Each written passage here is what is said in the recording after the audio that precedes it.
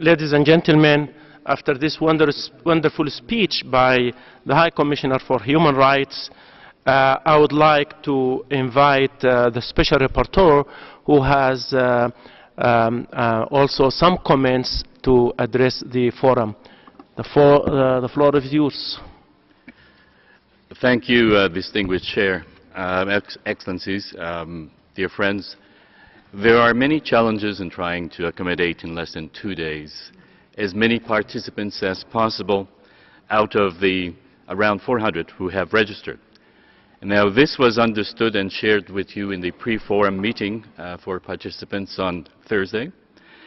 We divided the forum in four more focus sessions, which we believed would provide perhaps a better chance to identify and to select participants who had not had an opportunity to make a statement before. We thought this would work quite well, and it has worked. It has worked, it's an improvement, but it's still not good enough. There are clearly participants who have not been able to make statements for various reasons. And let's admit it, the time available for everyone seems insignificant when we think of everything that was needed for some of you to be here yesterday and today. The Chair, the moderators, and all of the United Nations staff and volunteers will continue today, and we will try, as far as is possible, to include those who have not had the opportunity to make statements. But given the constraints in terms of time and procedures, there is no magic solution to the challenge that represents.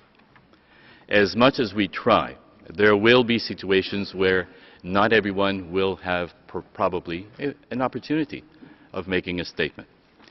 Now, I want to commend the Chair, the moderators, and all of you for a first day that in a number of ways is working much better, but there's still room for improvement.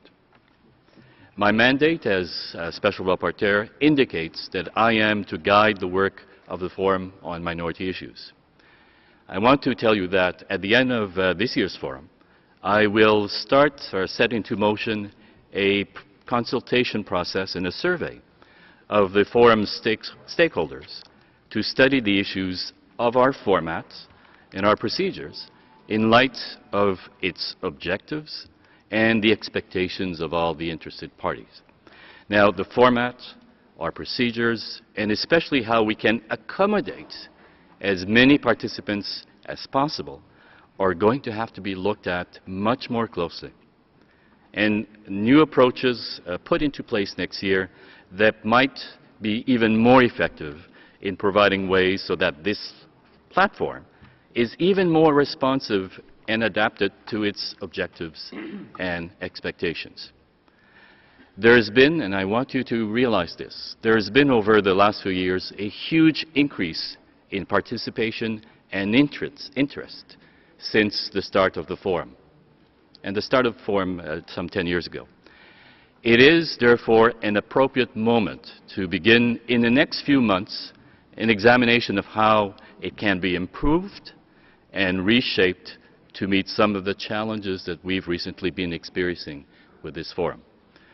Once again, I would like to commend the Chair, the moderators, for helping improve the situation this year. I want to thank the participants for your patience, and I hope you'll understand that while everyone here will be making today their best efforts to include and accommodate as many of you as possible, the constraints are such that there will be no easy solution. There is no perfect solution at this point. Mr. Chair, I would like to give you back the floor. Thank you very much, Special Rapporteur, for your remarks. It's very, very pertinent and it's very useful for the way ahead. Ladies and gentlemen, we gathered here for 2 days coming from all corners of the world with very clear objective: to empower minority youth, to help them obtain recognition for their existing qualifications, access to quality learning formal education, skill buildings, opportunity, employment, inclusion as stakeholders and leaders in the economic, social, and political sectors. The majority of the minority youth around the world look at us here today, waiting for us to have positive dialogue, exchange of views that would lead to positive recommendations for the future of millions and millions of young people waiting outside this room.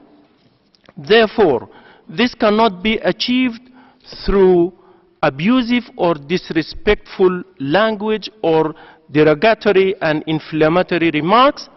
Neither this can be or nor can be achieved through exclusion, marginalization, and discrimination. So it is our responsibility collectively, and it's our accountability towards the millions of youth that we use this forum in order to come up as a dialogue, in order to come up with positive recommendations for their future. Therefore, before I hand over to the panel, I would like just to remind ourselves that we should adhere strictly to the topic under discussion, to the time frame, and to use an acceptable language when we present our cases. I have been reminded that some people might have left their belongings unattended. So please make sure that you don't leave your property, your bag, your suitcase unattended, because the United Nations will not be responsible for any loss in the building.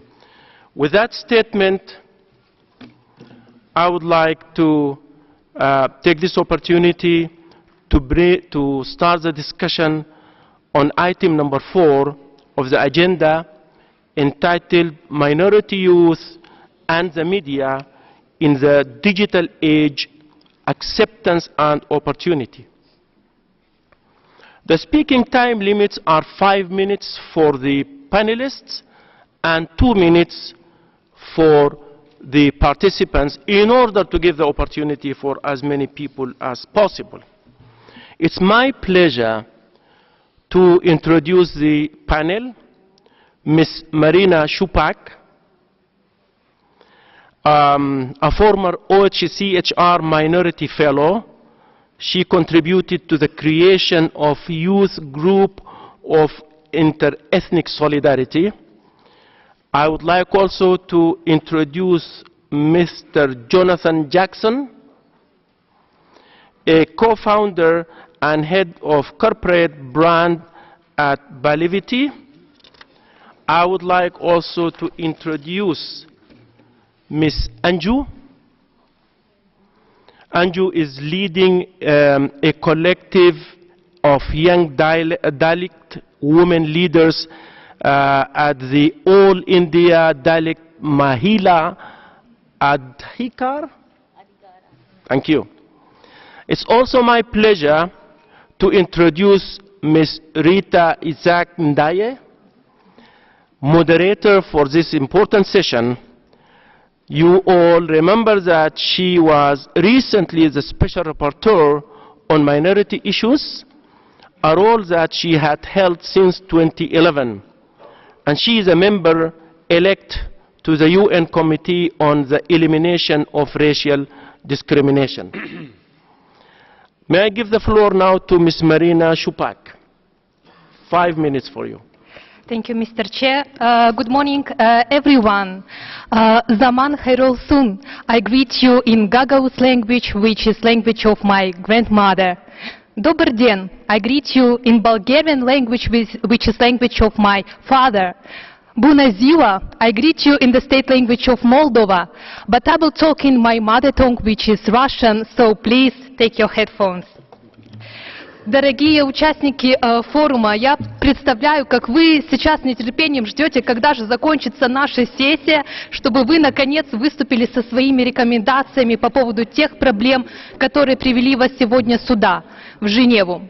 2 года назад я была на вашем месте, я участвовала в программе УВКПЧ по вопросам меньшинств, сидела в этом же зале, держала бумагу со своим выступлением и ждала своей очереди, и слушала остальных. И то, что я услышала, поразило меня. Столько разных активистов, столько разных стран, но проблемы практически схожи. И когда дошла моя очередь, оказалось, что рекомендации, которые я приготовила, уже фактически даны, но только не Молдове, а другим странам. И это натолкнуло меня на мысль, что, возможно, солидарность между различными этническими, лингвистическими, религиозными группами есть одно из самых важных предпосылок для прогресса в области прав меньшинств.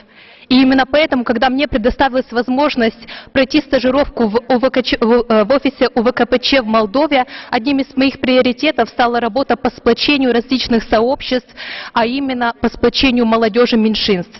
Именно поэтому я вместе с активисткой по правам ромов Натальей Думиника способствовали созданию платформы молодежи меньшинств, которая называется «Молодежная группа межэтнической солидарности».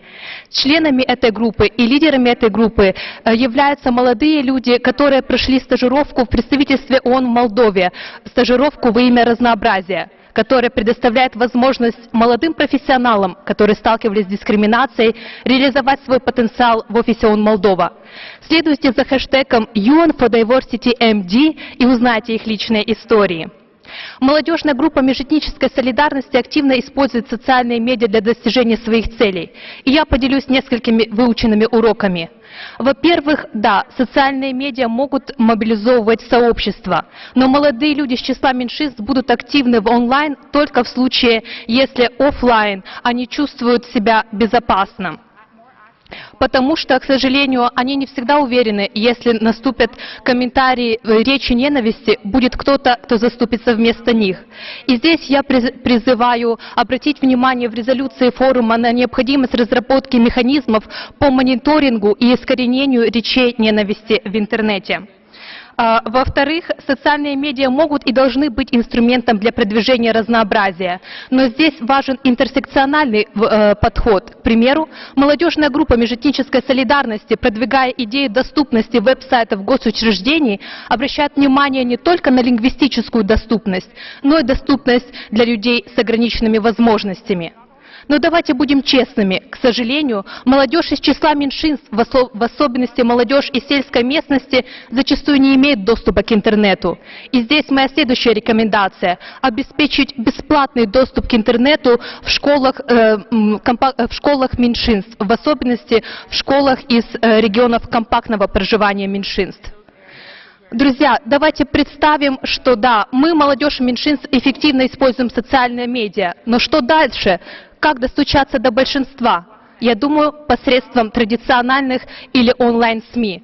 Есть в зале журналисты из числа меньшинств. Можете поднять руки, если есть такие? Вижу несколько своих коллег. Здравствуйте, я тоже журналист, я работаю в одном из ведущих онлайн-изданий Молдовы, называется Newsmaker. И здесь моя следующая рекомендация – поддерживать СМИ меньшинств, но не только потому, что мы своей работой продвигаем языки меньшинств, но и потому, что мы способствуем объединению общества. Приведу один пример. Мы, команда Newsmaker, внимательно следили за рекомендациями спецдокладчицы по вопросам меньшинств 2016 года. Она обратила внимание на то, что молдавское общество чрезвычайно разделено. Что сделали мы? Мы запустили мультимедиа-проекты по раскрытию молдавской истории в инклюзивном подходе. К примеру, один из наших мультимедиа-проектов был посвящен теме Холокоста ромов и евреев на территории Молдовы. Представьте себе, что сотни наших читателей комментировали и говорили, что они учились в школах, университетах, но не знали, что на территории нашей страны массово истреблялись меньшинства. И поэтому я подчеркиваю еще раз роль СМИ меньшинств в продвижении инклюзивного сообщества. Спасибо.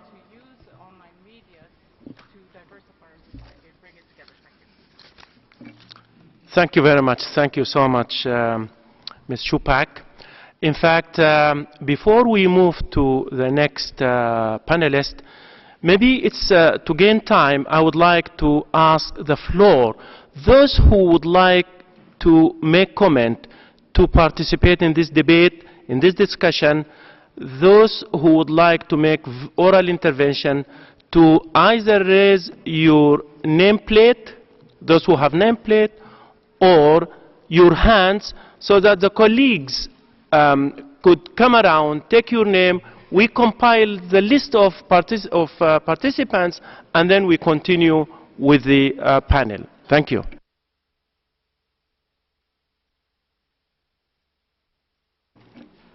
We will take sort of 5 minutes maybe to register, just to make sure that we don't miss anybody.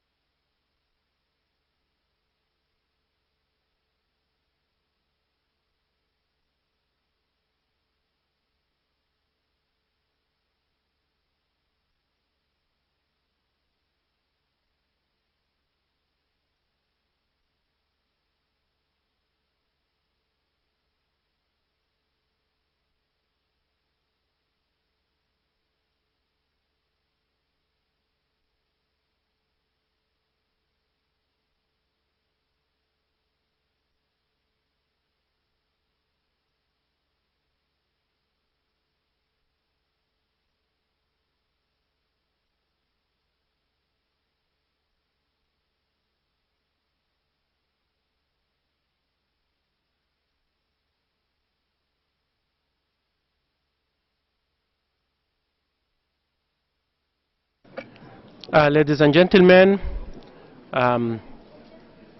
registration is going on and it will continue.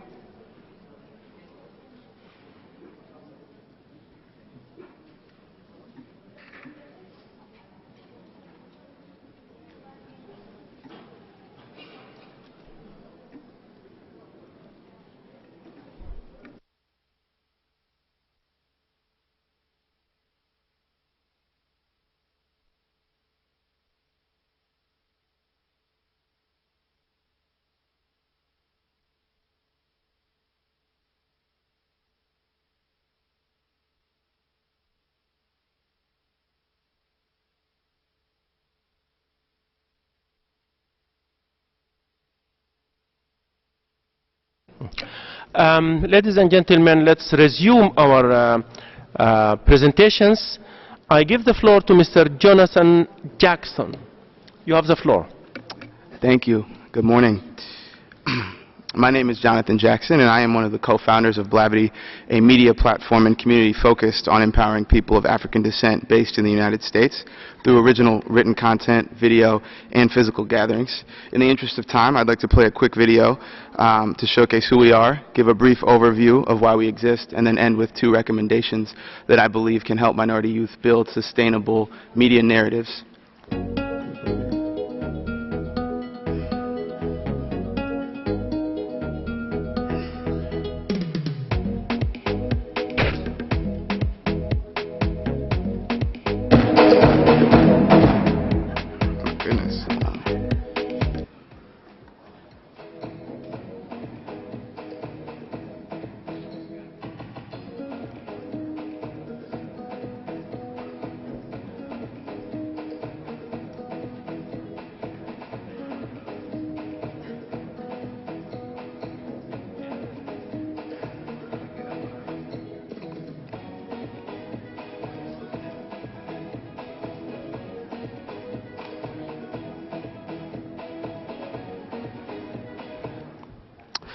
Blavity is a response to a persistent struggle that underpins much of how African Americans in the United States fight against inaccurate representation and visibility in the stories that govern the current zeitgeist. Narratives shape culture, culture shapes the places we live, the work we do, and the nations we call home. Blavity's goal is to make sure that these narratives specific to black youth are reflective of the beauty and power with which we live our lives and design our future. We exist at the intersection of community, media, and technology, which we see as bridging the gap between where we are and where we have the potential to be. This is especially relevant given the UN's current decade-long focus on people of African descent who have globally been subject to their narratives being co-opted against them. The power of media lies in its ability to affirm people that their very existence can be seen as a form of positive resistance. The proliferation of digital tools in the current age allows for our community to come together in unique ways to combat issues that have direct consequences on our bodies and minds. For black youth in the United States, misrepresentation in media exacerbates consequences both seen and unseen.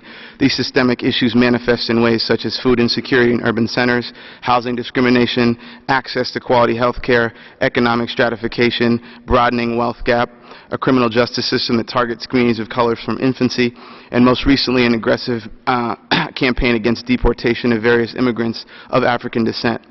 How, and more specifically who tells these stories, is a critical component in making sure voices are heard, protected, and affirmed.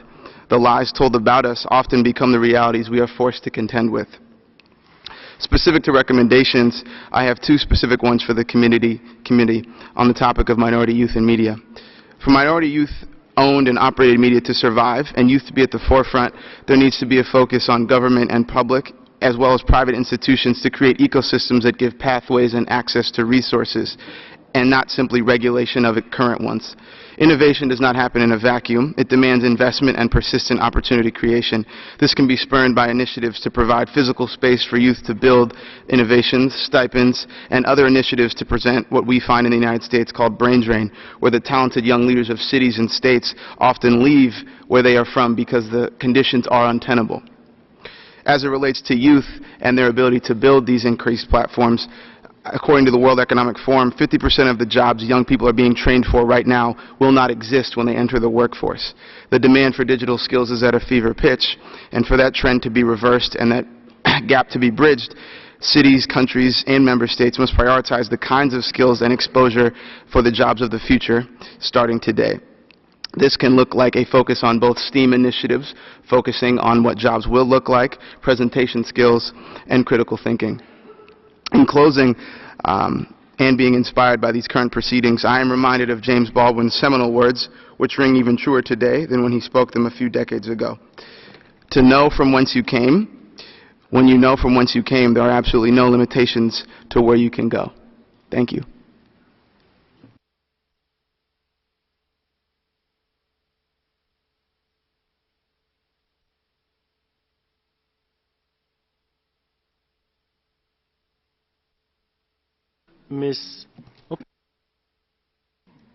May I introduce Ms. Anju? You have the floor.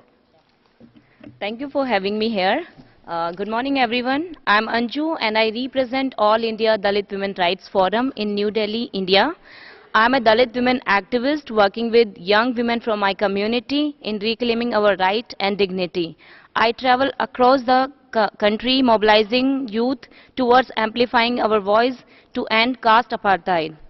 It's a great opportunity and my honor to share my experience with you. I have organized several social media training for our people as it's very much needed for us to enter this online space and highlight our issues, for spreading awareness, mobilizing our people and building networks across the world.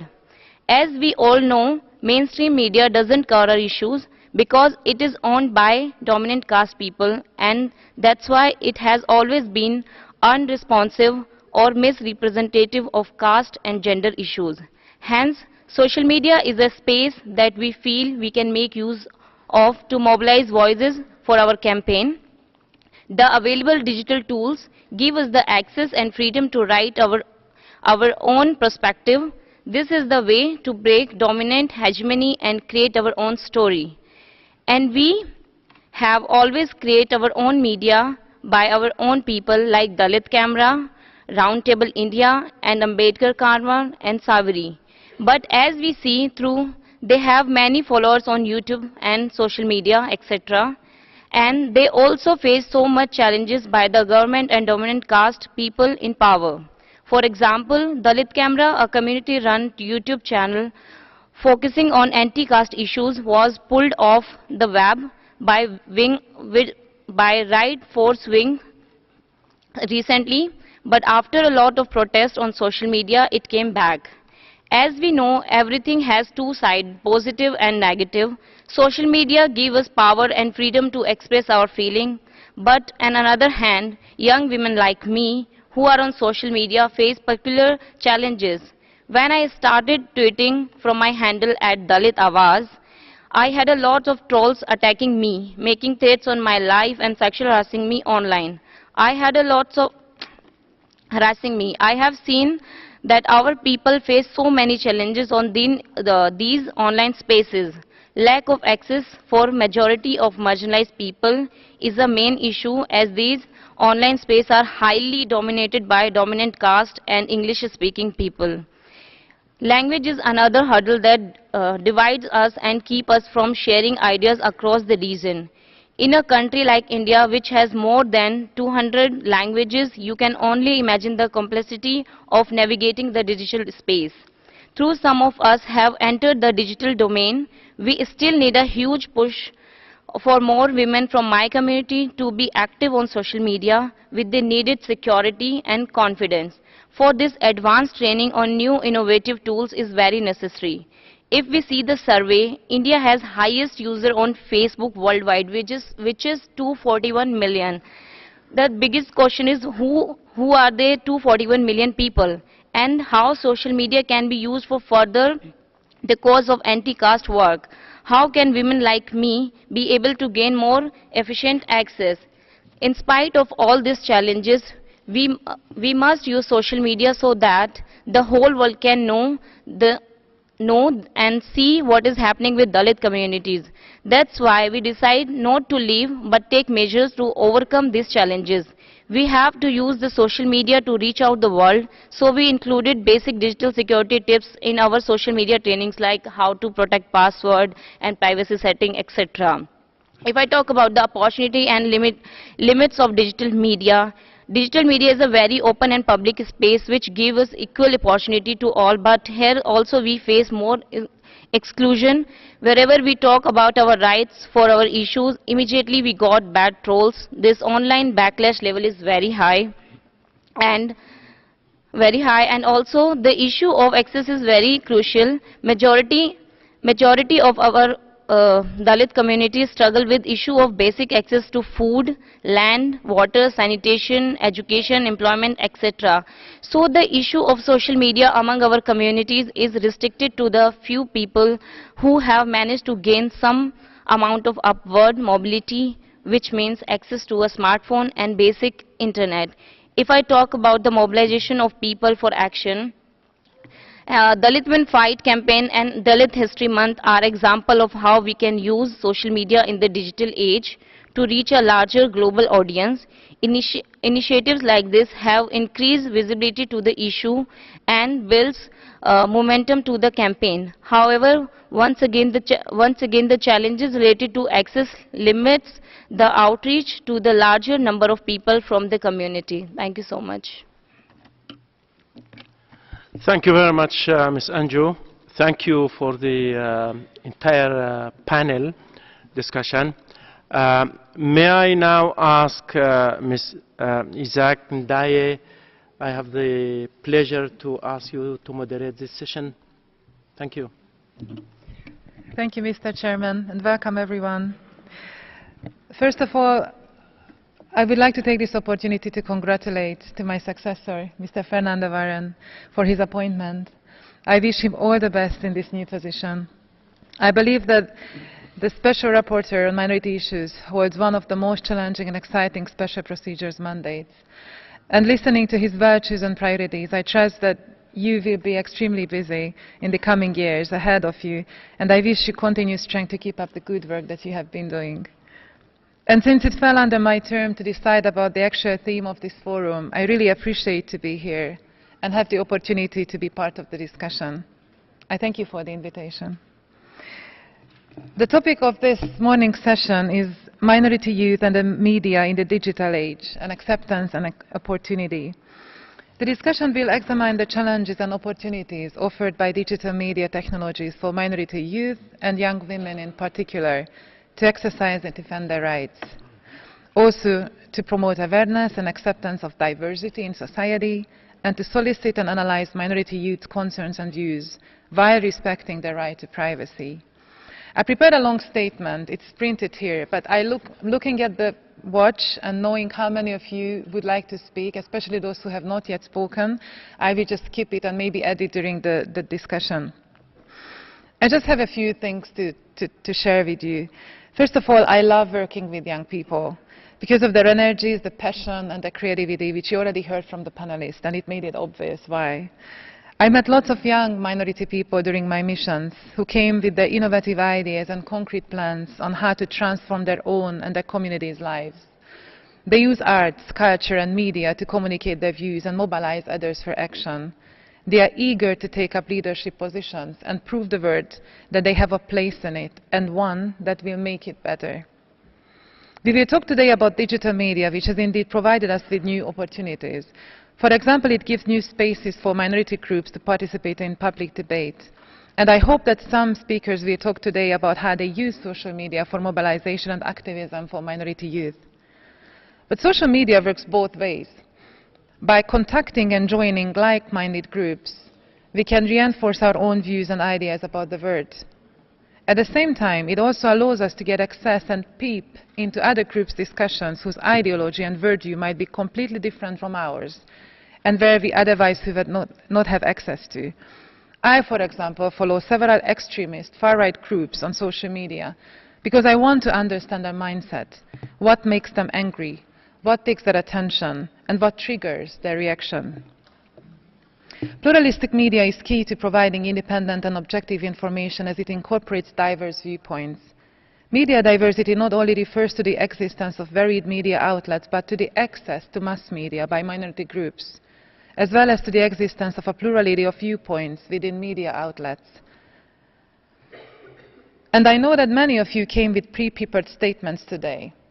But I would like to remind you that you can ask the Secretariat to post them on the Forum's website. And you can also use your time today to have a more interactive, lively and spontaneous discussion. And I have a few questions that you could consider responding to and coming up with your own recommendations on them. For example, have you successfully defended values of diversity and pluralism on a digital platform? Have you ever gone into a debate on social media where you eventually managed to convince people for the better at the end?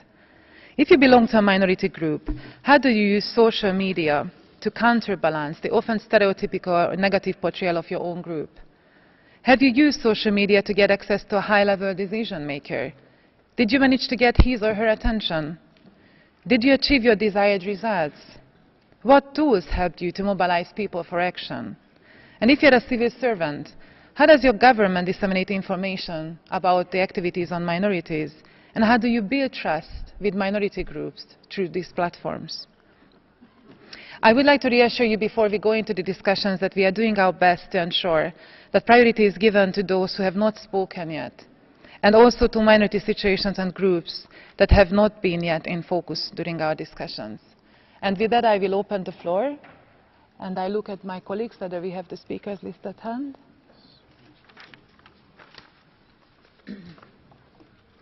Okay.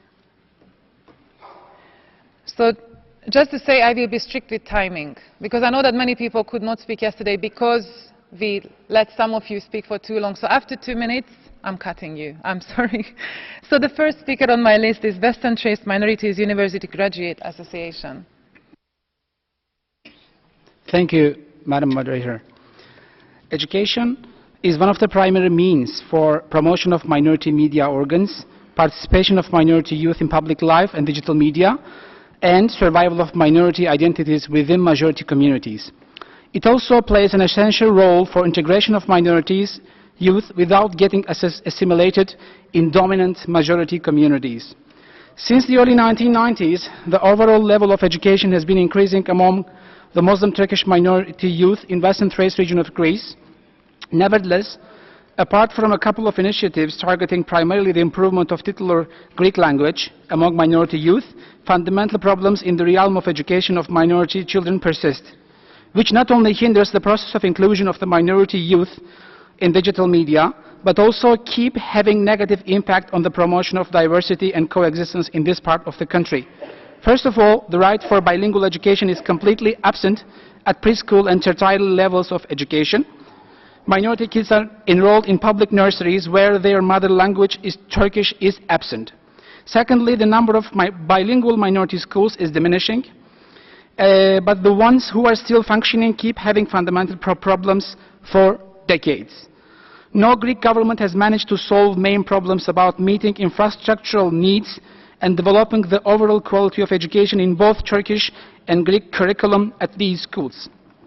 Henceforth, many minority students spending 6 years at minority bilingual schools cannot manage to read and write in both languages effectively. Their poor fluency in both languages is also reflected on usage of digital media. Thirdly, the economic crisis in Greece that has been facing since 2010 has been affecting the economic well-being and prospects of the minority youth. Henceforth, we urge Greece to solve decades-long problems regarding bilingual minority schooling and in the realm of minority media, form a platform of dialogue with the minority to solve the problems, and finally emphasize the economic improvement of the region and promote participation of young people at labor force. Thank you. Your time is up. Thank you very much. And I give the floor now to the People's Republic of China.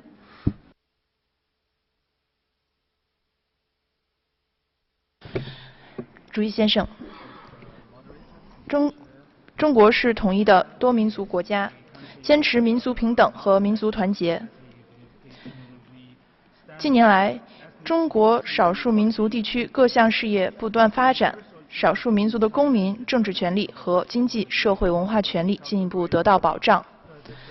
中国充分尊重和保障各民族的宗教和信仰自由、民族风俗习惯、使用和发展本民族语言文字的权利。中国高度重视保障少数民族青年接受教育的权利。中国实施教育专项工程，设立少数民族教育补助专款，民族地区推行双语教学。目前，全国共1万多所学校使用21个民族的29种文字开展双语教学。中国依法保障包括少数民族群众在内的全体公民享有互联网言论自由。截至2016年6月，中国网民规模达7.1亿。互联网已成为包括少数民族青年在内的各族群众和公众参政议政、沟通交流、获取知识的重要平台。同时，青年应负责任地参与公共事务，遵守国家的法律法规，为少数民族地区经济社会发展、社会稳定和安宁发挥建设性作用。谢谢。Thank you very much. I give the floor to Valeria Meyer, an OECHR fellow. Добрый день, уважаемая госпожа модератор. Меня зовут Валерия Майер. Я выступаю от имени немецкого меньшинства, проживающего в России. Обе страны, Россия, как и Германия, являются важными партнерами в решении вопросов, которые касаются 400 тысяч россиян немецкого происхождения. Одним из действенных механизмов поддержки немецкого меньшинства в России является межправительственная российско-германская комиссия по проблемам российских немцев. Данная комиссия регулирует усилия двух стран, направленных на возрождение и развитие социально-экономической и культурной базы этноса в России.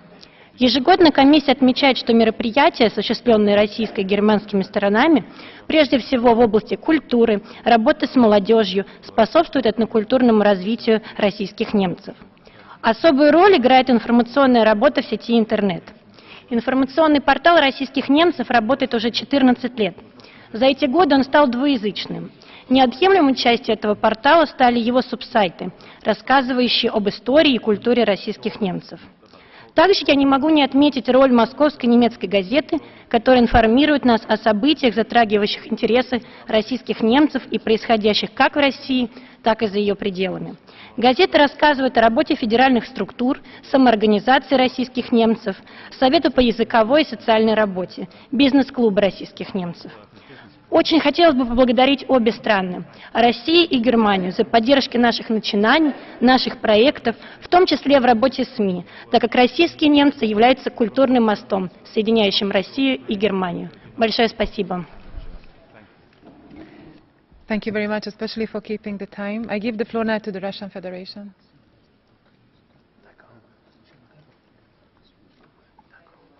Господин председатель, уважаемая госпожа модератор, я очень кратко обозначу несколько проблем, с которыми различные меньшинства, религиозные, национальные, лингвистические, сталкиваются в ходе использования цифровых технологий. Во-первых, ни для кого не секрет, что, безусловно, молодежь является главным потребителем информации в цифровых СМИ, в социальных сетях. Она также является одним из самых главных игроков, которые и формируют эту информацию, распространяют ее по различным социальным сетям. Я, наверное, не открою ни для кого ничего нового, если скажу, что интернет и цифровые СМИ предоставляют нам возможность как позитивной информации и позитивного влияния на жизнь, так и, увы, к сожалению, мы очень часто сталкиваемся с негативными моментами, которые мы встречаем в интернете. В первую очередь это касается возможности распространения негативной информации, радикальных взглядов, экстремистских взглядов, языка ненависти. И здесь возникает дилемма. С одной стороны, свобода выражения мнения, с другой стороны, проблема, как ограничить распространение этой информации. И здесь, конечно, нужно искать серьезный баланс, в том числе с участием самих представителей различных религиозных, этнических меньшинств. Вторая проблема – это формирование в СМИ, включая цифровые, негативных стереотипов. И как побудить СМИ все-таки формировать позитивные представления. И здесь я хотела отметить, что мы в России проводим в течение многих лет, с 2008 года, конкурс «Миротворец», который направлен на то, чтобы побудить журналистов именно распространять позитивную информацию о культуре и многих других особенностях жизни различных меньшинств. И в этой связи мы предлагаем рекомендацию, что государство каждое обязано давать своим гражданам право на свободу слова, в том числе свободного доступа к СМИ. Спасибо за внимание. Thank you. And the floor goes to Criolla, Brazil.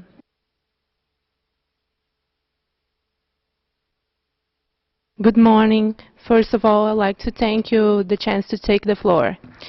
My name is Lia Maria Manso Siqueira, and I represent Criolla, an NGO for the rights of Afro-descendant women in Brazil.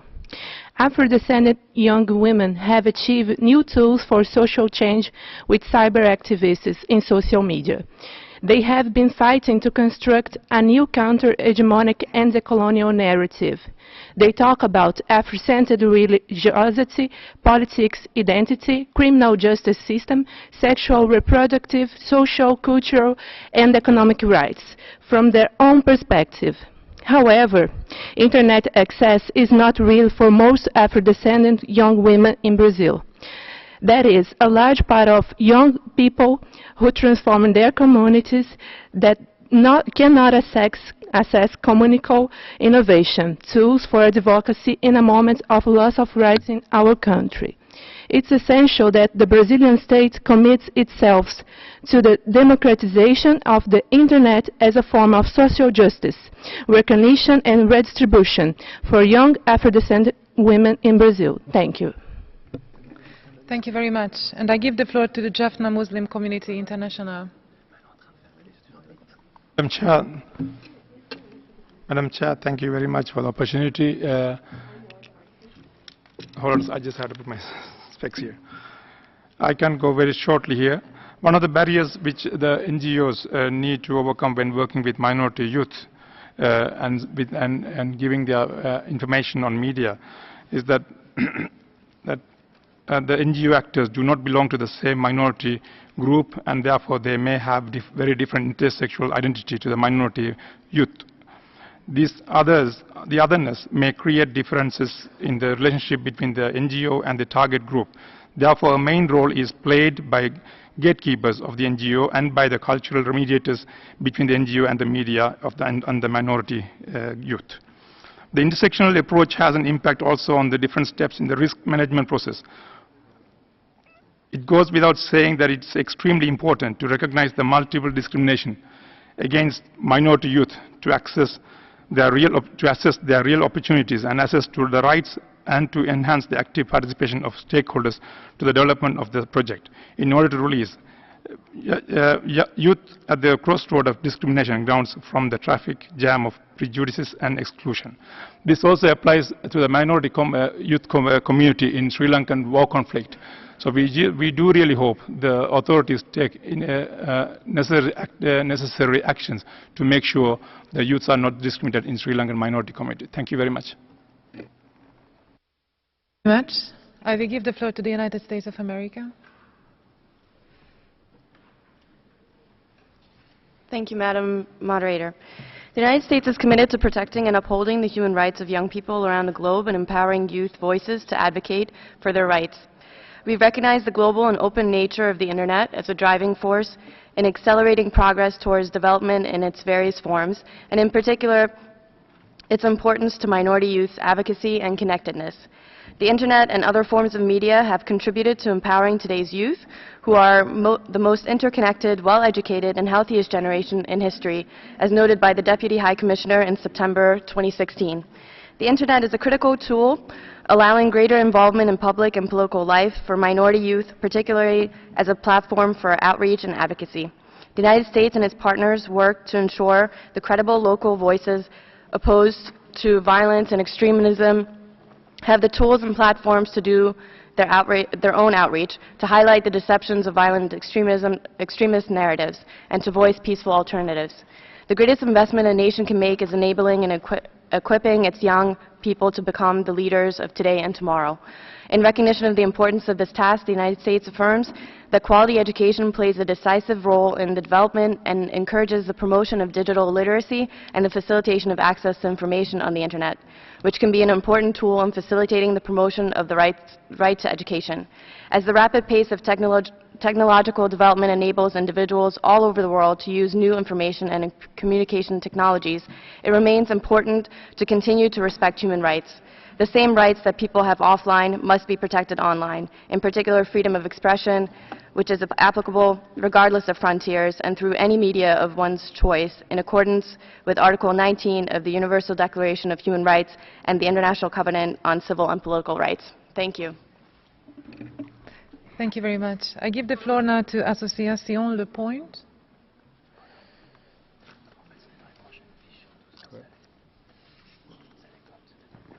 Good morning, everyone. Thanks, Chair Lady, for allowing me to talk.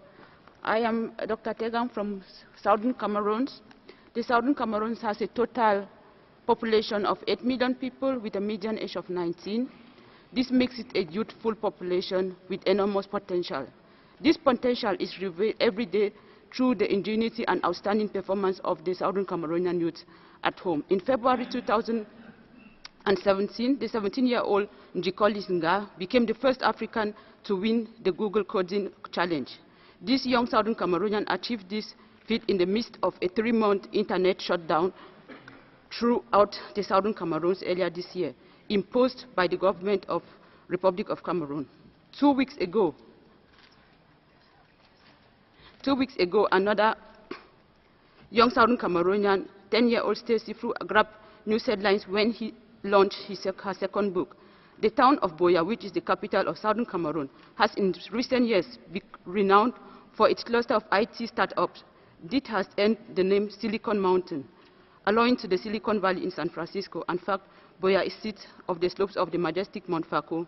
There are numerous examples of Southern Cameroonians achieving technological breakthroughs and performing at the highest levels in arts and science. Despite this prevalent manifestation, we have seen with dismay the activity of the Yaoundé regime to bring down our system, and we hope as recommendation that this House can always try to make sure that in future youths like the Southern Cameroonian youth will also have the space to bring forth development in their own countries. Thanks. Thank you very much. I give the floor now to the Yazidis Cultural Center in the Netherlands.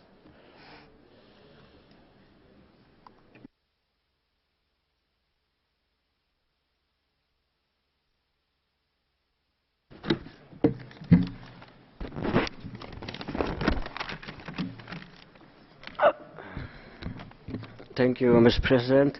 My name is Naldin Osman. I'm speaking on behalf of the Yazidis Cultural Center in the Netherlands. The survey has been prepared to study the situation of the Yazidi youth after the coming of ISIS and its control on Sinjar, Bahashika and Bazani on August 3, 2014. The results were shocking. The first result is the increasing number of youth who are unemployed. Most of Yazidi youth had a job before the coming of ISIS in their own cities, but now they are displaced in camps in different cities of Kurdistan without any jobs. There are about 90% of Yazidi youth without jobs now living in camps, according to the Yazidi Organization for Documentation. The second result is the bad psychological situation that most of the youth suffer from since they saw their sisters and mothers get kidnapped and raped in front of their eyes when ISIS controlled Yazidi cities. The third one is the immigration, the threats, the performance of Yazidi religion in Iraq. So many Yazidi youth decided to leave Iraq from 3 August 2014 until November 2017. Iraq left about 100,000 Yazidis. Most of them were young. The fourth result is Yazidi youth are suffering from the discrimination that Iraq government practices it against them. They do not get that much help from the government, and no one does anything to release the kidnapped girls who are under ISIS controls, with the exception of the support of Mr. Nechirvan Barzani, the head of the Kurdistan regional government. Fifth, Yazidi people are suffering from the lack of attention to them and to their situation. Most of families live in camps with few water and few food. They live under a high degree of heat in summer and low temperatures in the winter. Sixth, Yazidi youth are grumpy because of lack of freedom in speech and the absence of a government program to rehabilitate the children and the women who survived the grip of ISIS, in addition to the emergence of suicide. I'm sorry. And I give you the floor now to the representative of Sudan. شكرا جزيلا أختي العزيزة مديرة الجلسة، لك التحية الأخ الرئيس، لكم التحية جميع الحاضرين هذا الصباح المبارك. لعلنا بالأمس القريب بدأنا هذا المؤتمر بموضوع التعليم، وأكدنا من خلاله دوره وسط المجتمعات، وأكدنا في هذا الإطار في إطار خطابي بأن التعليم والتمدرس والتخطيط والتنظيم والبرمجة والبحث العلمي والتقني المتاح بوسائل المتقدمة والحديثة هي مربط الفرس للخروج من أزمة التعليم. وجدها أيضا بشكل مباشر مرتبطة مع هذه الجزئية في إطار موضوع شباب الأقليات ودور الإعلام.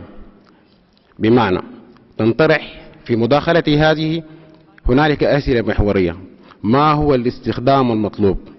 والحديث عن الاستخدام المطلوب فلا بد أن نتحدث حول كيفية أن نتصور التكنولوجيا، باعتبار أن القوة التكنولوجية في تقديري تأتي من خلال تصورنا لها واستخدامنا لها. فهل شبابنا على منتشرين على مستوى العالم نحن في إطار هذه المواكبة؟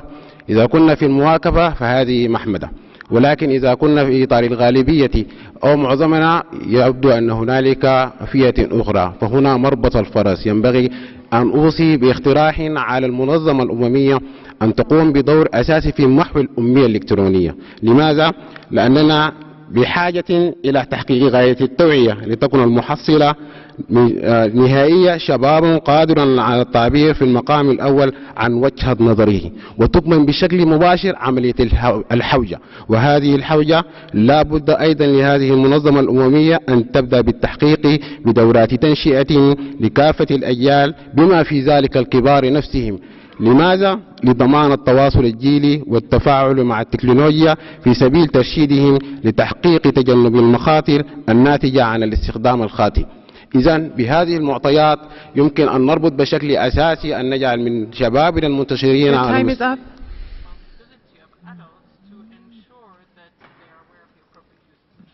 Thank you. And I give the floor now to the collective de Bretagne. Merci Madame la modératrice. Domador, bonjour à Tortou. Le collectif de Bretagne est composé de 10 jeunes entre 20 et 27 ans. Nous venons d'une région située à l'ouest de la France et c'est la première fois que nous participons à ce forum. Nous avons constaté qu'en Bretagne, les médias qui diffusent des programmes en langue minorisée sont éclipsés par les grands groupes médias. Nous manquons cruellement de moyens financiers pour prendre notre place. Et pourtant, la jeunesse bretonne est dynamique et très ouverte sur le monde.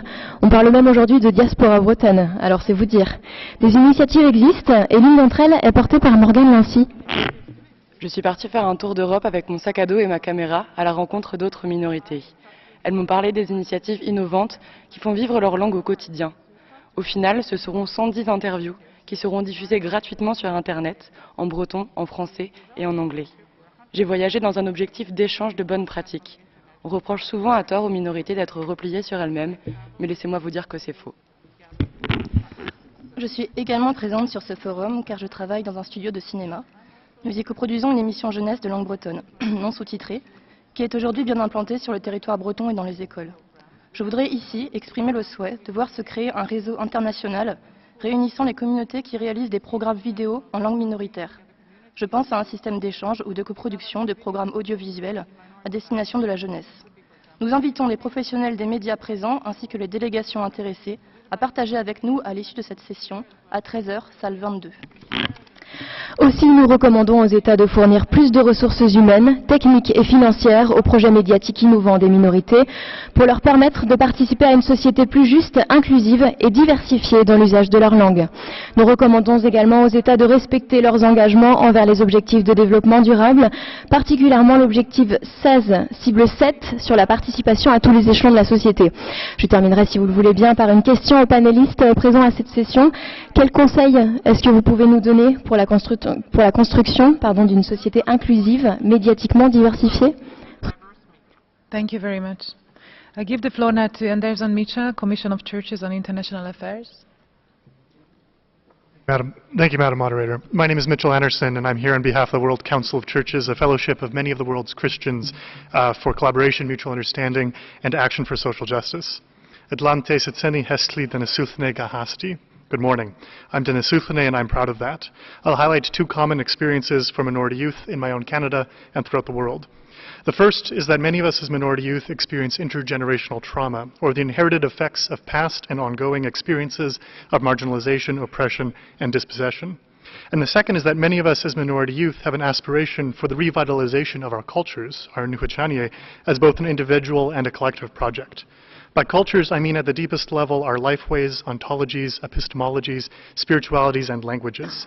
And I say revitalization rather than preservation because our cultures are living. Storytelling is a powerful way of both addressing intergenerational trauma and of revitalizing cultures. New media and digital technologies provide powerful and valuable tools for storytelling for minority youth. To this end, I have 3 recommendations. The first is that this forum celebrate and encourage the work of minority youth to engage in the ongoing work of addressing intergenerational trauma and the revitalization of our cultures for new contexts and in our time through storytelling and digital media. The second is that this forum call on civil society, including arts and cultural groups, businesses, and communities of faith, to support the work of minority youth and cultural revitalization through providing space, resources, and engaging in self-transformation to be more inclusive minority youth and our stories. And the third is that this forum call on governments, including educational systems, cultural funding organizations, and public broadcasters, to fund and make space for the digital media work of minority youth. Together, we can build more inclusive societies where no one is left behind. Marcy Cho. Thank you. Thank you so much. I want to thank you for providing recommendations, for proposing concrete actions, and for keeping the time today. You are making my job very easy, so I really appreciate it. And the next speaker is the representative of Austria. Thank you. Thank you, Madam Moderator, and welcome back to you to the Minority Forum, to which you have contributed so greatly over the past years. This year, a 16-year-old student in Austria created the first hijab-wearing emoji icon, which was approved by the Unicode Consortium and is now available on iPhones. This is just a small example, but I think it nicely shows how young people can contribute to better represent the diversity of our societies in digital media. Answering to your question, on some of your questions, Madam Moderator, yes, Austria is trying to use digital media, for example, in the field of education. We have developed an online platform offering ready-to-use sets of instruction material to make it easier for teachers to take up diversity and integration at their schools. And we also proactively promote cultural diversity and inclusion in our media, awarding for years already an annual Journalists' Prize for Integration to journalists who contribute to promoting better understanding for the beauty of diversity in our society. Let me conclude by giving one recommendation, or by offering one recommendation from the forum. States should proactively promote cultural diversity, inclusion and education and tolerance in cooperation with all types of media, including digital media, to disseminate information about minority rights, address disinformation, and to give voice to minorities' concerns and views. Thank you. Thank you very much. And I give the floor now to Pro Regio Siculorum Association. Thank you. Good morning, ladies and gentlemen. The Pro Regio Siculorum Association was founded with the purpose of addressing the problems faced by the Hungarian community in Romania, to draw attention to the violation of their linguistic and cultural rights, and the various forms of ethnic discrimination that they face. Hate speech has been particularly pervasive in Romania this year, both on social media and on mainstream television, where journalists, social media influencers, opinion makers, and some Romanian politicians expressing extremist views propagated nationalistic messages directed against the Hungarian community. It is not uncommon, for instance, that talk shows and news programs purposely misrepresent information about the Hungarian minority, which can have very damaging effects. For example, in June, a set of legislative proposals meant to increase the linguistic rights of minorities in Romania were eventually not adopted in Parliament, due in great part to a nationalistic media campaign conducted by several news channels. Sadly, when media platforms are used in such a corrosive way as a means to promoting hate speech, they can have a very wide-reaching effect, turn public opinion against a minority community, and do great damage to peaceful inter-ethnic relations. Our organization submitted complaints to the National Council for Anti-Discrimination and the National Audiovisual Council of Romania against those who publicly voice anti-Hungarian messages.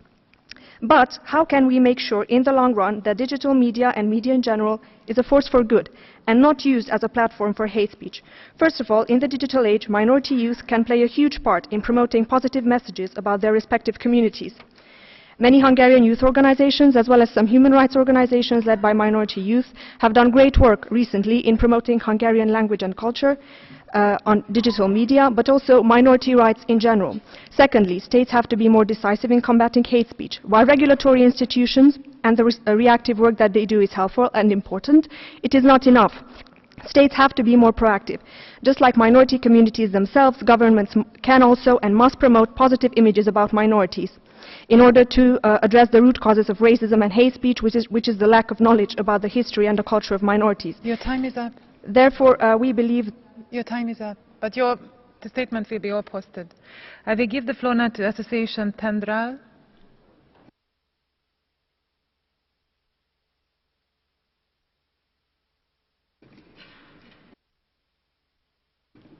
Are you in the room?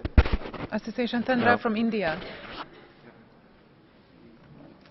Hello. Thank you, Chairman. Elam Tamil youths living under Sri Lankan regime consistently facing oppression, state violence. Tamil Elam being occupied by around 200,000 strong Sri Lankan military and is almost 100% ethnic Sinhalese. Since the mainstream media are censored and controlled by the state, youths turn to social media. But the social media presence too affects the safety and security of the Tamil youths as the social media accounts are being monitored. The youths who expressing their views contrary to the state are being investigated by the security forces. Last year, 2 Tamil students were shot and killed by Sri Lankan military, and they were shot and killed because they didn't stop when they asked. Yesterday, 30th November 2017, the intelligence operatives of this occupying Sinhala military have started to harass youths and their families in the Tamil land after they braved the hindrances by the Sri Lankan military against commemorating Tamil Elam war heroes on November 27. Sri Lankan military intelligence operatives were tracing cell phone and social media posts that have taken place among the participants during the self-mobilized Heroes Day. Elam Tamil youths are being sidelined, harassed, intimidated in their homeland in Sri Lanka. Mr. President, the collective punishment meted out against the Elam Tamil youths in the occupied territories ruin the basic rights of Tamil youths, including the right to safety life. The international community failed to protect 147,000 Tamils from genocide. Unfortunately, we have lately seen member states weaken their resolve to put pressure on Sri Lanka to respect international law for have regime change in the island. Thank you. Thank you very much. I give now the floor to the representative of Azerbaijan.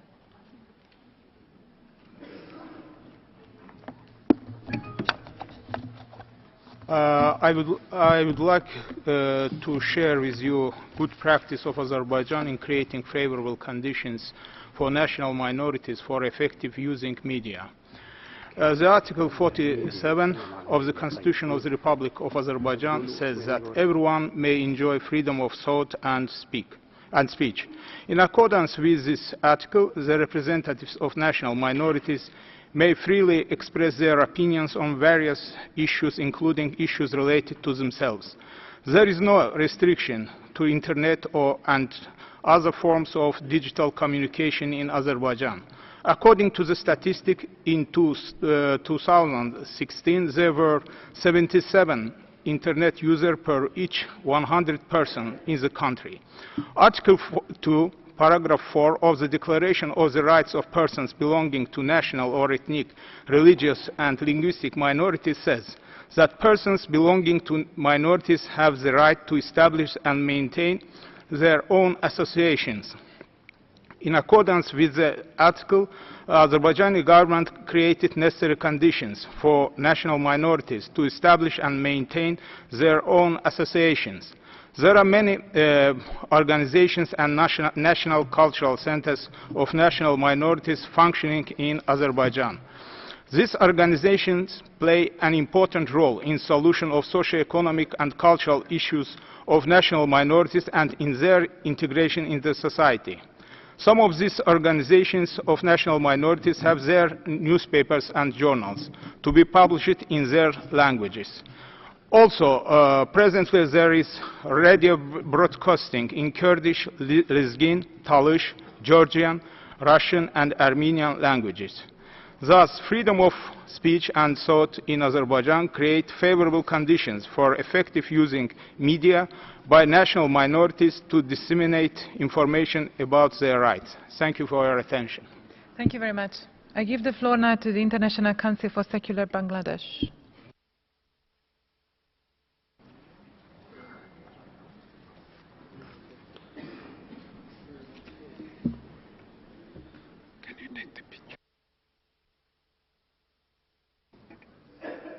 Are you here?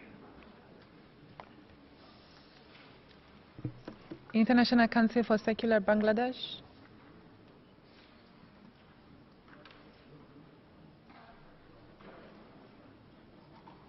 Okay, then I will jump to Indikum Ransom Dikum from the Geneva Academy.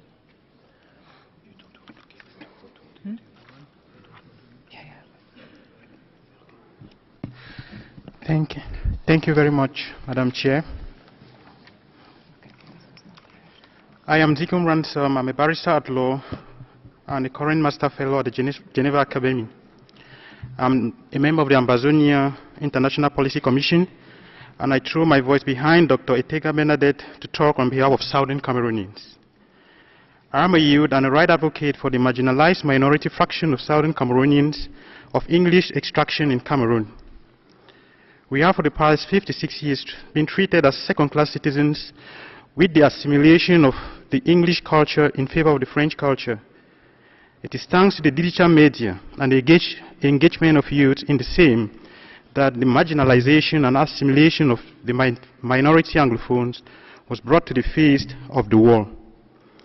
In Cameroon, there is freedom of speech, of course, but there's no freedom after speech. And this is in gross violation of international treaties. Young journalists, lawyers, and rights advocates are constantly being persecuted, arbitrarily arrested, and detained without due process. The government has sporadically shut down internet as part of the crackdown on minority Anglophones at the wake of the Anglophone crisis since October 2016, which has grounded activities in the entire southern Cameroon with an indefinite strike action declared by the common law lawyers and teachers, which is still ongoing, and southern Cameroonians have been termed terrorists, dogs, government officials on state media by government officials. The crisis has led to many deaths of Anglophones, including mostly the youths, which is at its apex now, and some scholars and activists have been quick to term it a genocide or a crimes against humanity on the Anglophone minority, and I see reasons with them. Kofi Annan once said, genocide begins with the killing of one person, not because of what he has done, but because of who he is. The internet shutdown in southern Cameroon early this year that lasted for 3 months, according to the Internet Without Borders group, costed business in southern Cameroon. I'm sorry. And I will give the floor now to the Association for the Human Rights of the Azerbaijani People in Iran.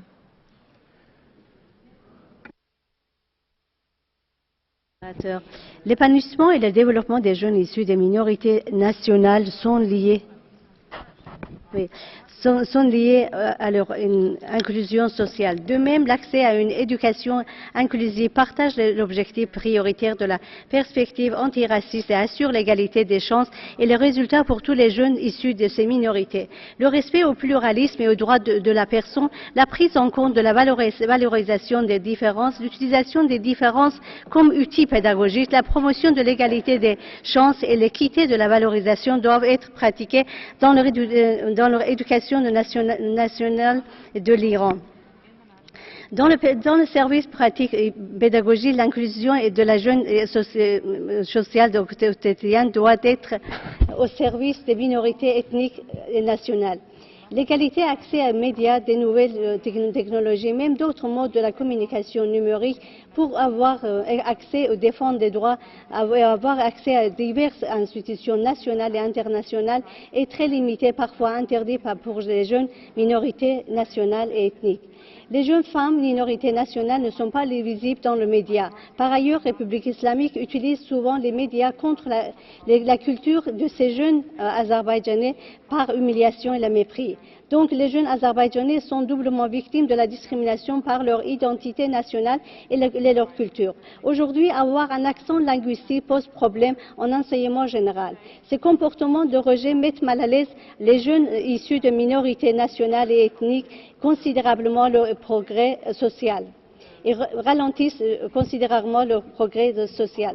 Par ailleurs, nous recommandons que la République islamique intègre dans son programme la déclaration d'Inchon sur l'éducation jusqu'à 2030, afin d'assurer l'accès de tous à l'éducation de qualité sur le pied de l'égalité et promouvoir la possibilité d'apprentissage tout au long de la vie.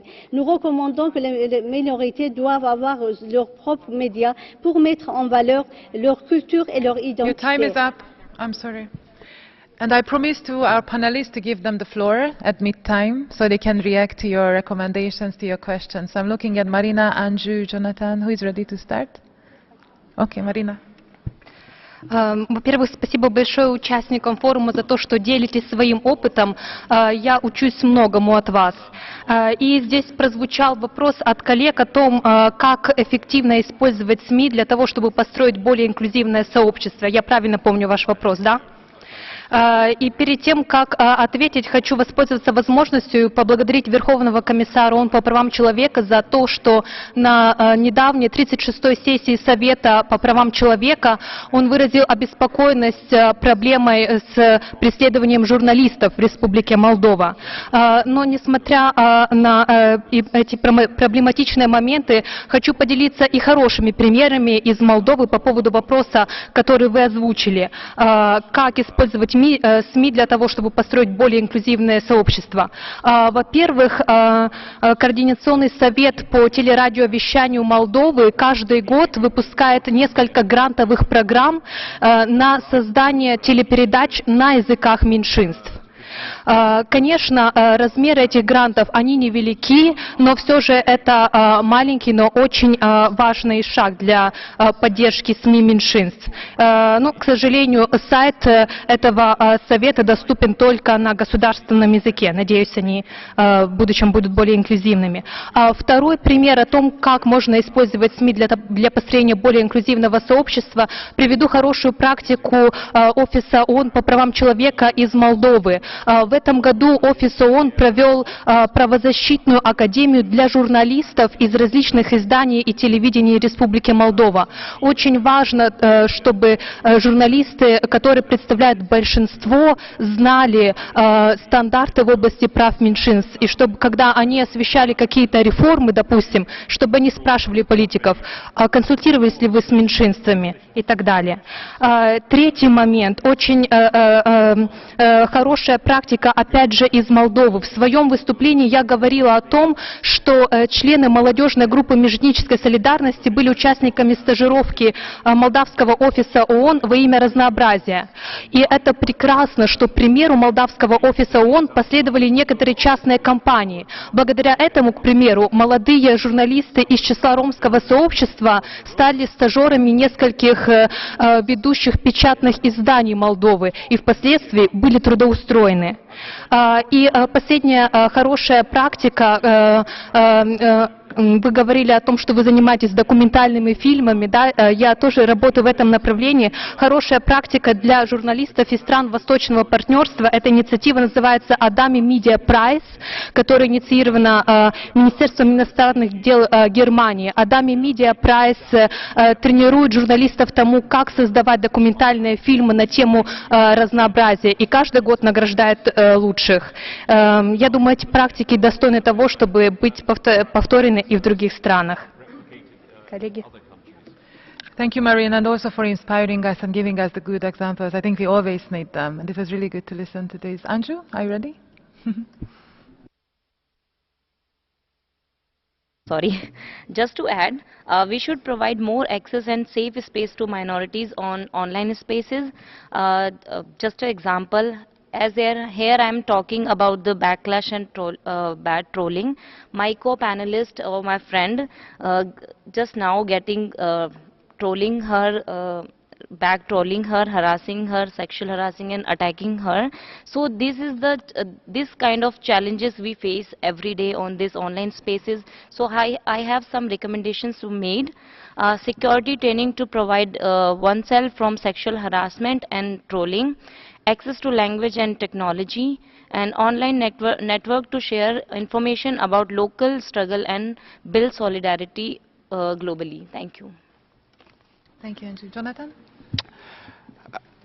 To add here, I think one of the issues we faced when we were a younger company was the issue with funding. So in the United States, for entrepreneurs or anyone building something, most of the funding is not allocated to people of color. So the statistics are fairly dismal as far as what your survival rate will be like in a media landscape that is generally overrun by larger entities. So one of the focuses we had was around building community first. So our thought was that if we were able to reach people that we knew, that they would know other people. And so our strength was that other people started sharing who we were long before any investors or anyone sort of externally came into the business. I think that's a useful model in places where there are barriers to resources, whether that be financial or social. The community you are a part of, if you can build trust there first, there's generally other people in other parts of the world, and that's what we found, that the kinds of entryways and even the kinds of traffic we were getting were directly correlated to the kinds of stories we were writing.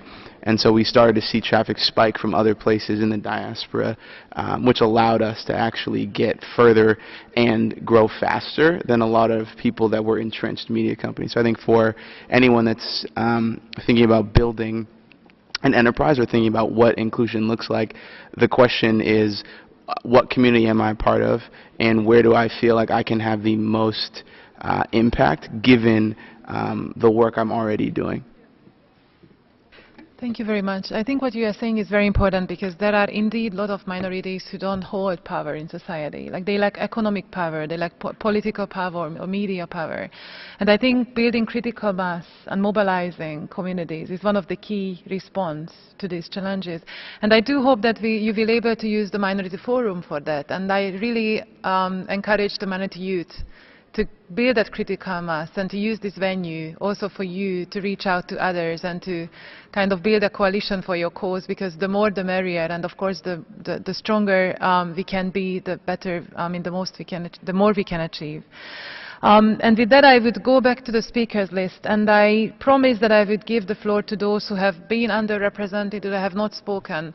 And I have several Coptic organizations on my list, so I will give it to the Canadian Coptic Activist Association, and if we have time at the end, I will of course give it to other groups as well. Please go ahead.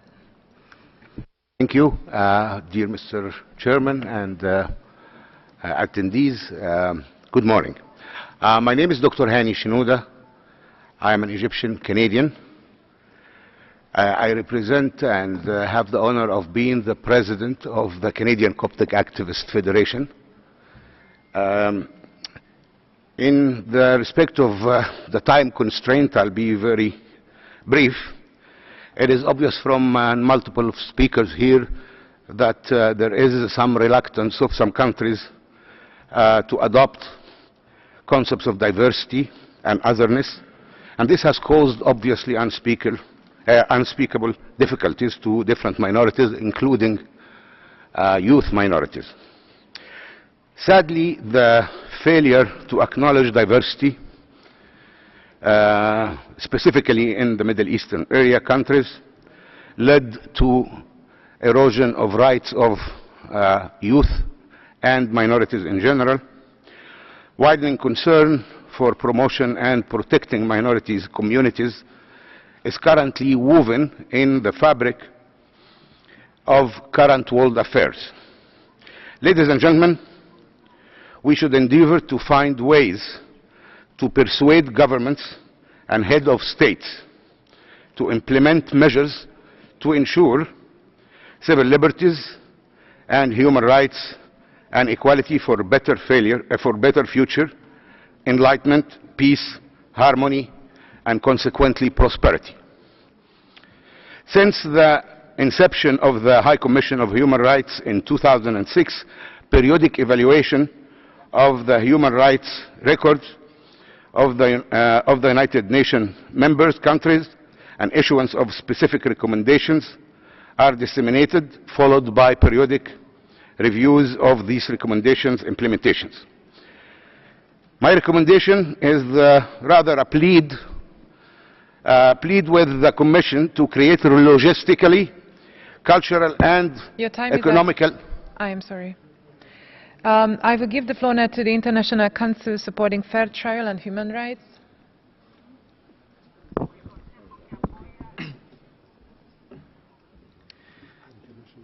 Muchas gracias. El ICSFT aprecia el trabajo del Consejo de los Derechos Humanos, del Alto Comisionado, del Relator Especial para las Minorías y los participantes minoritarios en este foro. En varios países del Golfo las minorías son excluidas y discriminadas. Se les priva de sus derechos y libertades por varias razones, como las del género, la religión, la política, la opinión y el estatus social. Adicional a esto, los jóvenes de las minorías son privados al acceso a las redes sociales, donde también tendrían la oportunidad de expresar sus opiniones y participar así en asuntos públicos. Tristemente, son más bien castigados o puestos en la cárcel. Podríamos dar, por ejemplo, los casos de Arabia Saudita. Los jóvenes bidunes, cristianos, chiitas y descendientes de tribus marginalizadas están todas privadas de participación pública en entidades tales como el Ministerio de Relaciones Exteriores, policía o en cualquier otro tipo de entidad que le permita y le dé el derecho a estos jóvenes de contribuir y manejar la riqueza nacional. Hablamos aquí, por ejemplo, del derecho a la ciudadanía plena, a tener plena participación representativa en los parlamentos, etc.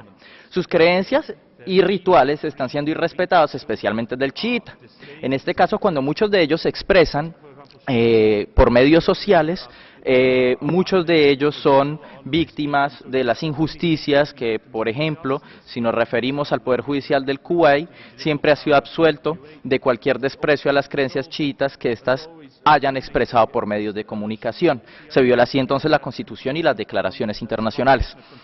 Quisiera también hacer un llamado en el caso de Colombia. Después de la firma de los acuerdos de paz, llevan ya más de 182 asesinatos, donde 30 son indígenas y la mayoría de ellos son jóvenes.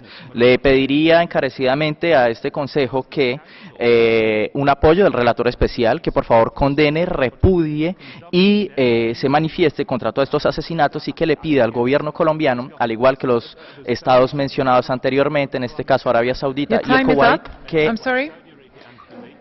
Is the Amazigh Association in the room? You are there. The floor is yours. Thank you for giving me the floor. My name is Noureddin Bisadi, and I belong to the Amazigh people of Algeria. I came here with the Swedish Institute of Alexandria. In Algeria, despite the recognition of Amazigh as an official language in 2016, nothing has been done to promote its use in the public space. It is clear that things have not changed at all, and one has to note that it is still a false recognition. To make things move forward, the Algerian government has to implement this recognition and to make it effective. And this cannot be done without the promotion of the use of Amazigh language in the public space, especially on internet. Therefore, I have two main recommendations. The first one is that the opportunity has to be given to the Amazigh youth to express themselves in their mother tongue on internet.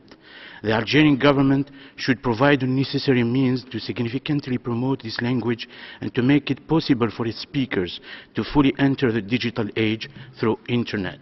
Currently, speakers of Amazigh language in Algeria suffer from a real digital divide that must be addressed urgently by the government.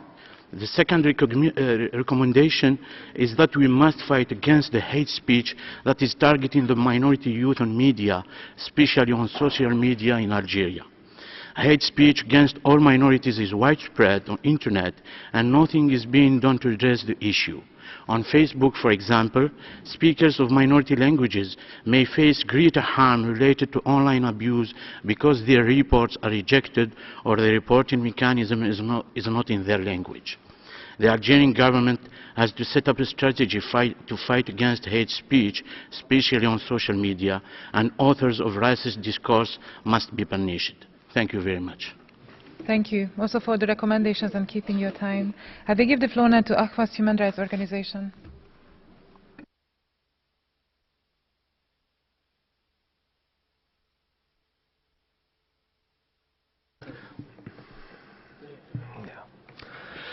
سيدتي الرئيسة، سيداتي سادة الحضور، أسعدتم صباحا.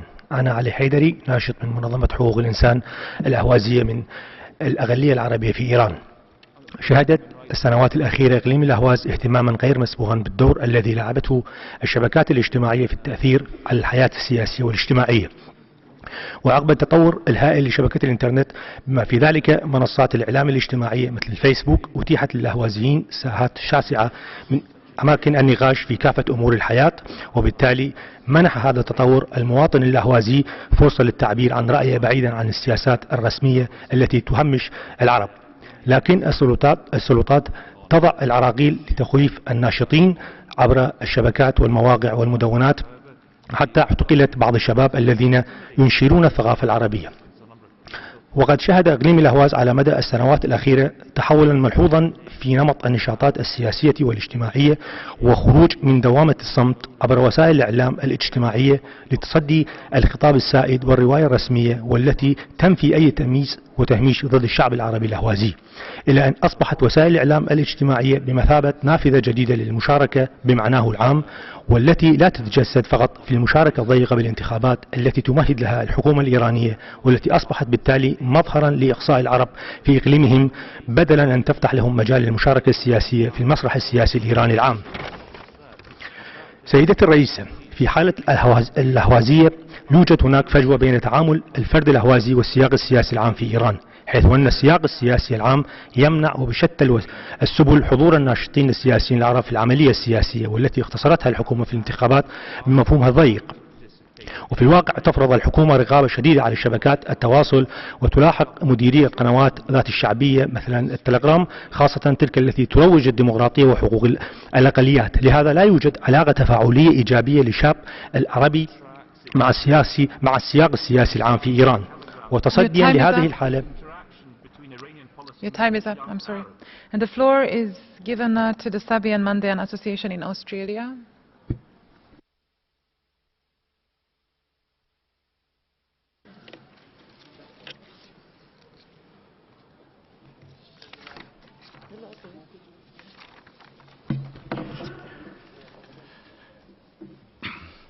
السيد الرئيس، أنا اللي هم هنا الفرحان ناشطة مندائية في حقوق الإنسان. الصابئة المندائيين من أقدم الديانات السماوية.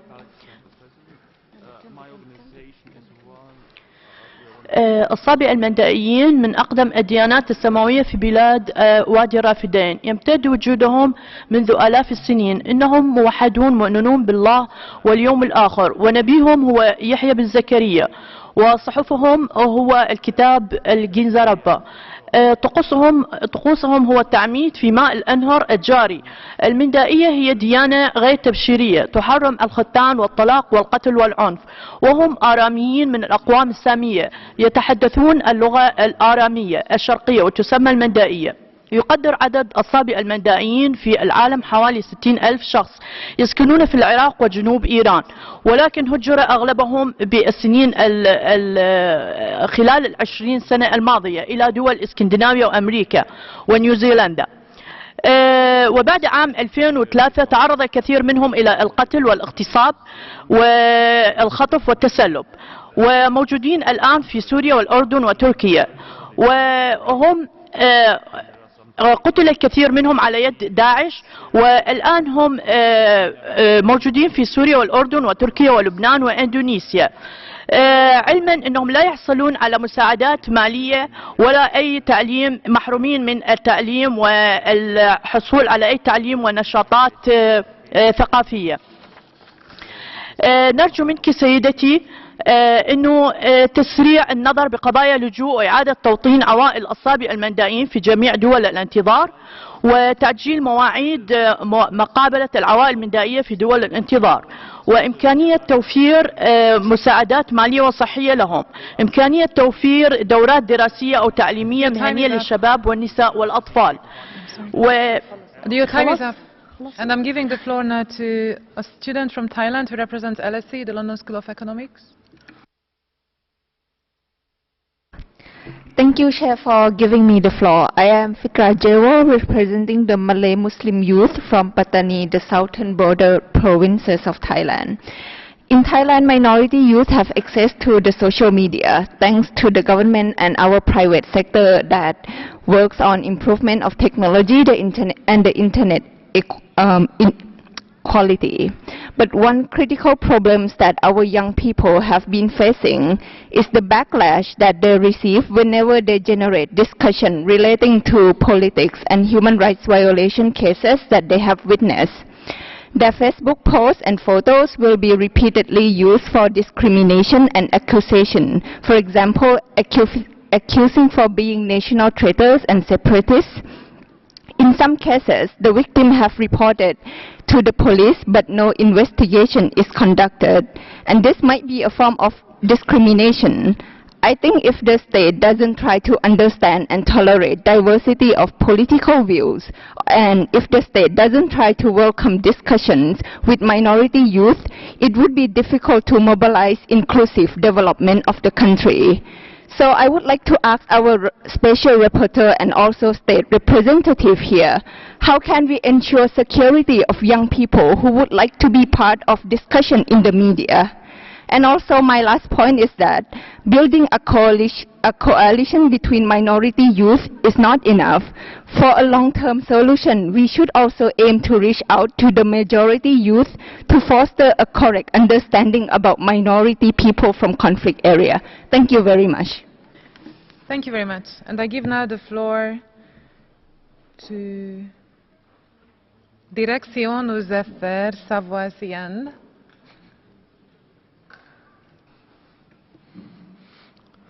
Merci Madame la modératrice, merci Monsieur le Président.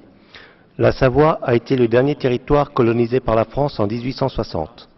Tous nos droits acquis par un traité international ont été supprimés au fil des années et des guerres. Notre histoire a été supprimée des écoles en 1919. Notre langue nous est interdite. Les prénoms de nos ancêtres à consonance non française sont interdits.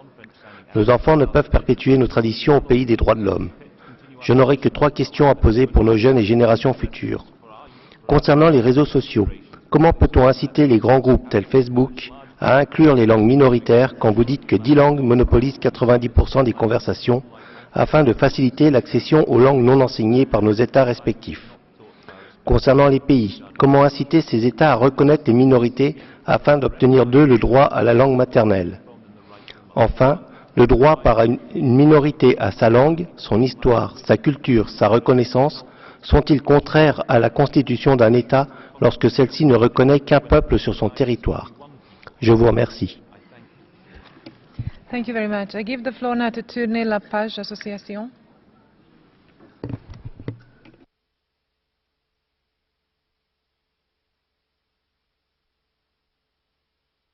Are you here?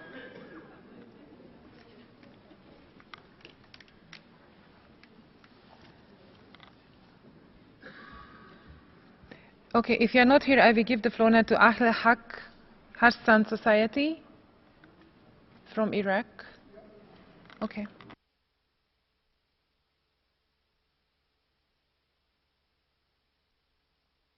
سيد رئيس المؤتمر المحترم، السيدات والسادة أعضاء الجمعيات والمنظمات المدنية المحترمون، السادة الحضور المحترمون، اسمي صباح كاكي، رئيس الجمعية الكاكائية في ألمانيا وأوروبا.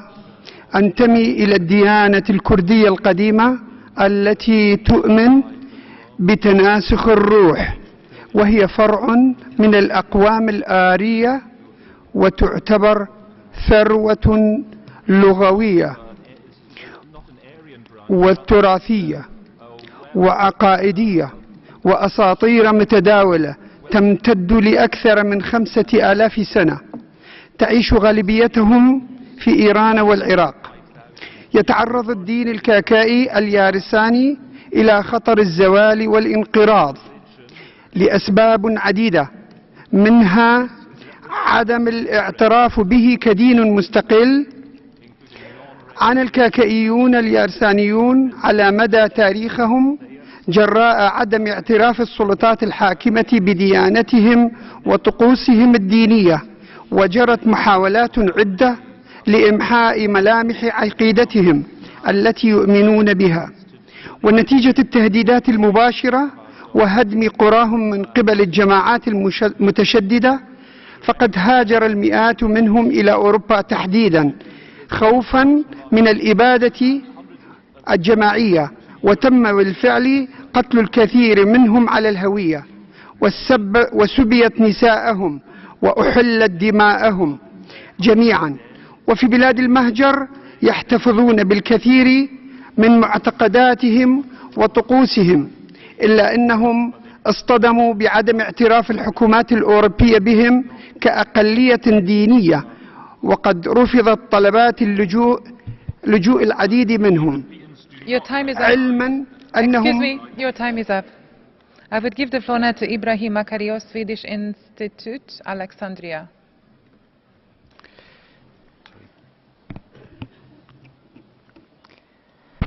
Your Excellencies, thank you for giving me this opportunity. My name is Makarios Al-Qomos. I am a Coptic lawyer and activist working on minority issues in Egypt. We, minority youth, believe that digital media is not just a tool to express ourselves and raise our concerns, but sometimes it is the only tool available for us. Publication bans, blocking websites, and the Egyptian NGOs law are a bunch of new governmental procedures. For minorities, these procedures are not just a limitation of effective access to digital media, it is an isolation. We have also witnessed security tracking and privacy breach for youth who posted, shared, commented or liked on Facebook, especially those who belong to minorities. We understand the challenges that the Egyptian government faces during its war against terrorism. However, respect of human rights cannot be a second priority. We stress on the fact that our voices and participations are part of the solution. Therefore, I have two recommendations. First, changing the current NGOs law that limits our participation in public life and digital media. Second, reconsider the strict policy towards this participation of youth on digital media. Thank you. Thank you very much. And I would give the floor now to Associazione Made in Trieste.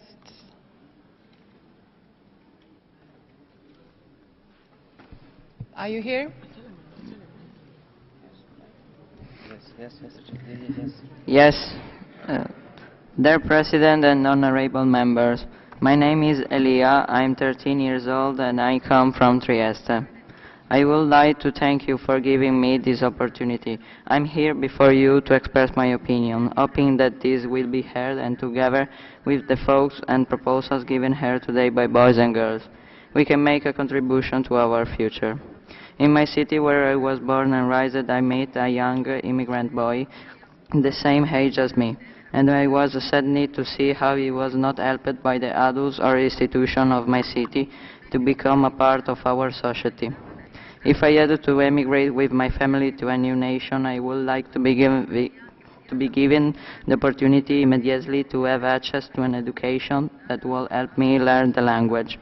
I would not like to be sent to a new school without having any possibility to express myself and to make myself understood. Being able to communicate with my new classmates will give me the opportunity to know their habits and opinions. It will give me the chance to understand new uses and customs, to know what my rights are, but also my duties.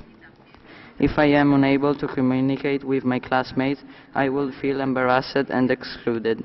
This is my second year at the Minority Forum. I've heard a lot about the rights of the adults.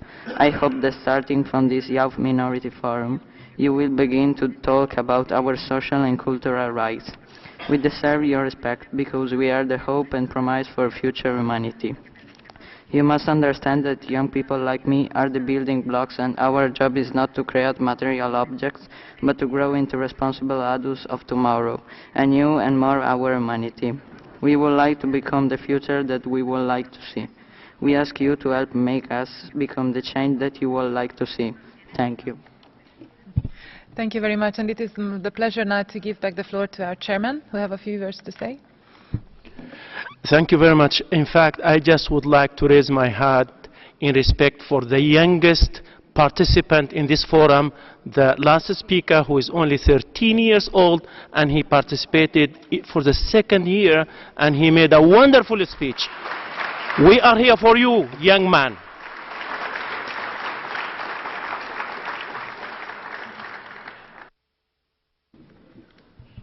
Thank you, our Chairman.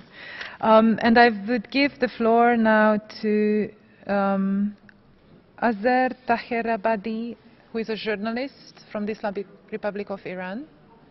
You are there, okay.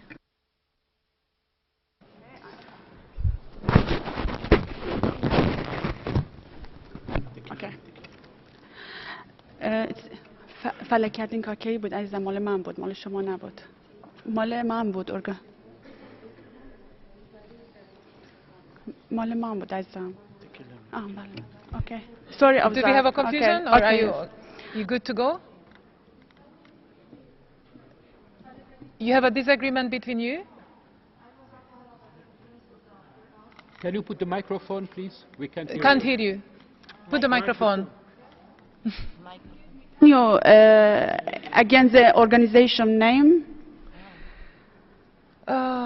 It was a name of the journalist, Azhar Taherabadi. Oh. That's you. All right. So please go ahead, and sorry.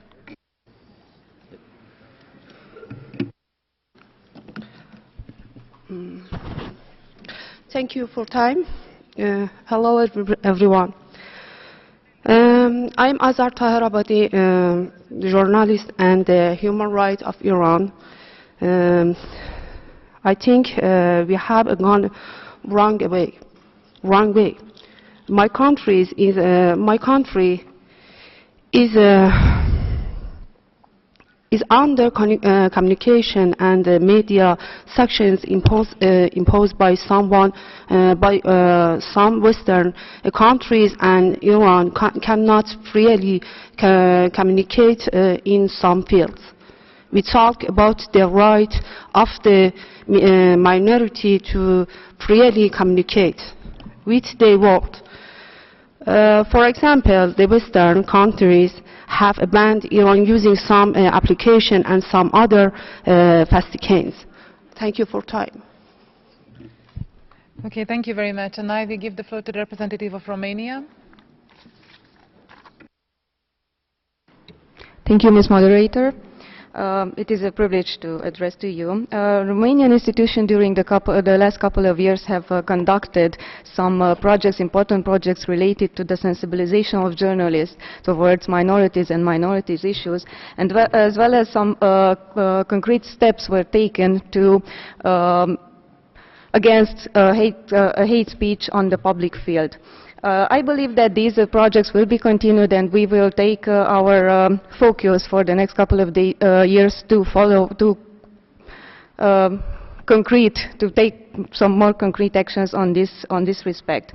I strongly encourage the NGOs represented here today on the behalf of the Hungarian community as well and other minorities from Romania to continue to address their concerns to the specific institutions of Romania, namely the National Council for Combating Discrimination, and on my behalf I will urge the other competent authorities to take further steps against such cases, but also some concrete actions to prevent such situations. Thank you. Thank you very much. And I will give the floor to the Association de Gunei. There we go. Thank you. Ladies and gentlemen, absence of education in mother tongue is now the single most important factor to prove that there is no foundation in the Islamic Republic of Iran for empowerment of the youth, but clearly we need to know that too, that the Iranian authorities have systematically been harsh on minorities, and one of the other important attacks of the Iranian authorities on minorities is the absence of appropriate media. Imagine 13 million Azerbaijanis are not being allowed to have a real media on the protection of their environment, on the preservation of their culture, on recording their ethnographic heritage, and so on. There are no independent medias to offer check and balance on official publications. There is no effective legislation to ban the discrimination against South Azerbaijanis on economical, political, cultural, and social spheres. The Iranian authorities are implementing the policy of fooling Turks in medias and are even attacking the resilience of our communities. We all might heard or know that the access to social medias in Iran is still banned, and those who oppose against this will face the prison term. Lastly, I would like to mention the statement of our needs. We need the campaign by international community to demand the Iranian authorities to respect multiculturalism in a verifiable manner. To demand that South Azerbaijanis must be able to set up their own medias to promote their Azerbaijani-Turkish culture. Stop the persecution of activists and stop the harassment of their families because of just social media's activities. Thank you. Thank you very much. I give the floor now to Ezetino Tridaonara. I apologize. It's from Italy. And maybe you can tell me how you pronounce it correctly. Dear Mr. President and honorable members, I am Patrizio Miatello, President Ezelino Daonara Association from Venice, Italy. I wish to thank all you for opportunity that is being granted to our association Ezelino by allowing us to give voice to the 205,000 victims of the most colossal mass fraud ever realized against saving of the two ex-Venetian popular banks. The liquidation of the Veneto Banca and Banca Popolare di Vicenza that has zeroed all of the saving of hundreds of thousands of families for a loss of 10 billion euros. There are dramatic stories of people that have been unable to withstand the loss and have killed themselves. This situation is extremely dangerous. Only our association has saved... Excuse me. I think... Hello? I'm afraid that, you know, this is absolutely, completely different from the subject that we are discussing, and we would like to come up with recommendations for the future of the youth. So please, we would like to maintain and adhere to the topic under discussion. This has nothing to do with this topic. I'm sorry. Thank you very much.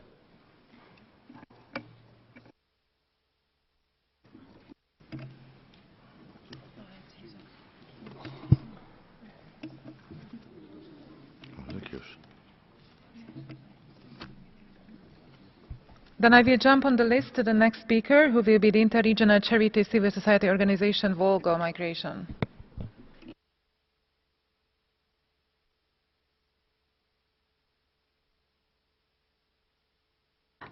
Уважаемые дамы и господа, благодарим вас от имени правозащитной организации Приволжский миграционный центр, который работает в 18 федеральных округов на территории России. Мы хотели бы сказать именно, да, стараться будем соблюдать времени и конкретно дать рекомендации для молодежи.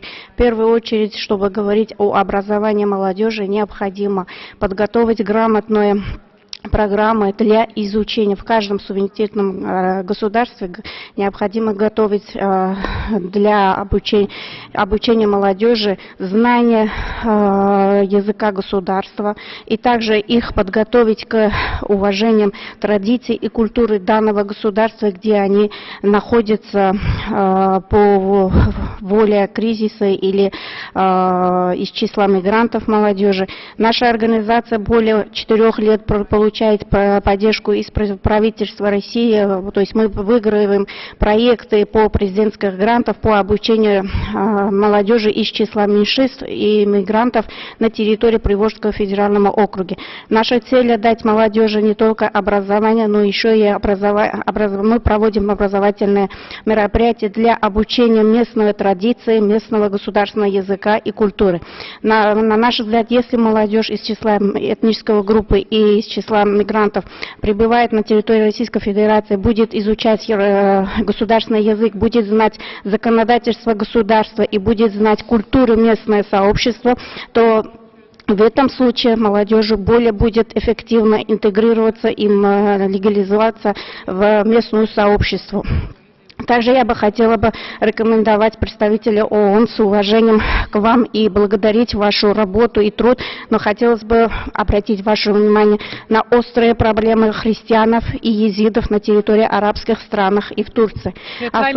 Особенно хотела бы сказать про езидов в Иране. I'm giving the floor now to the Yassa Kurdish Center for Studies and Legal Consultancies.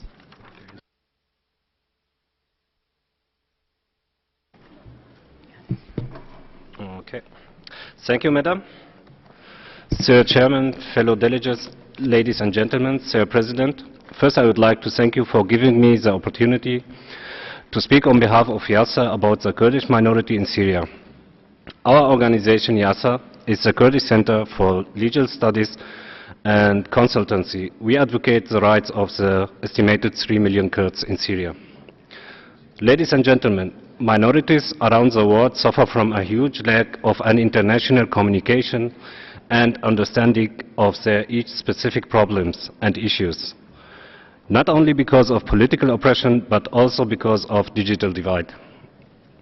Simple questions like, who are the Kurds, where do they live, why are they treated differently in their homelands, and what are their needs?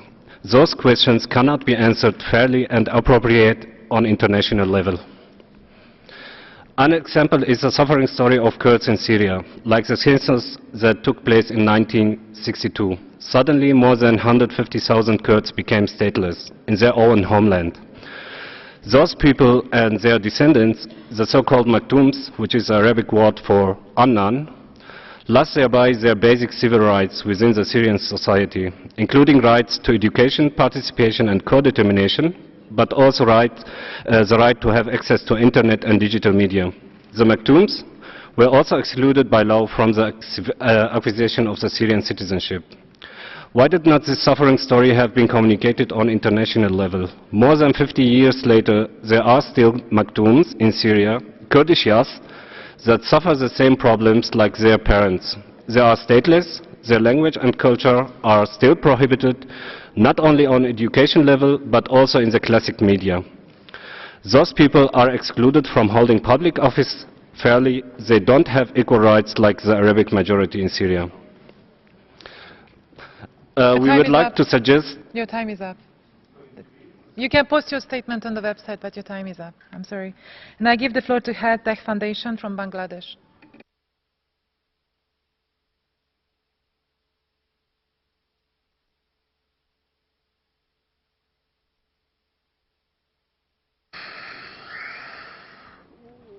Sorry. Are you ready? Ready. Okay. Just a minute. Good to go.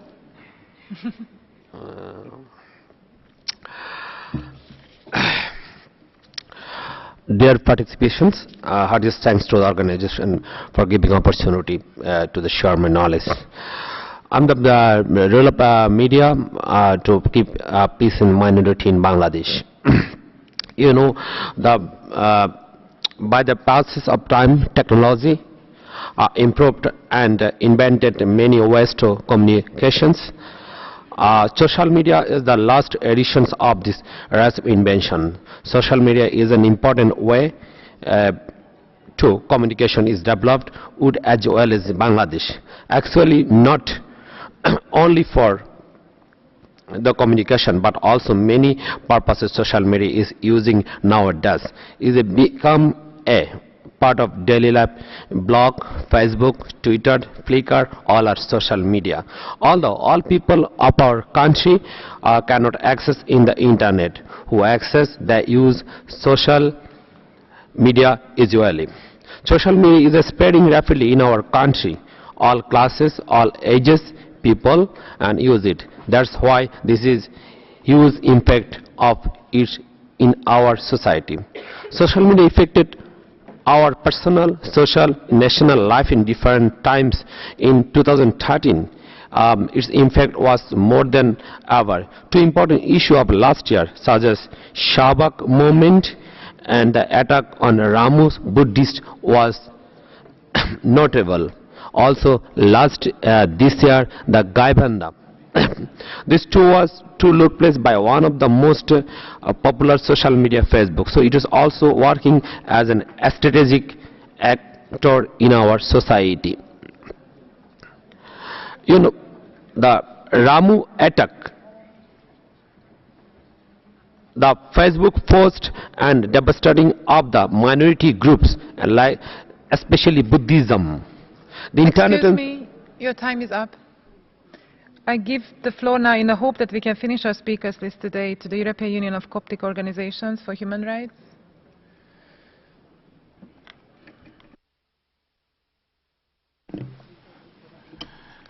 السيد رئيس المنتدى، السادة الحضور، اسمي حسني بيباوي وجئت ممثلا عن هيئة أقباط أوروبا.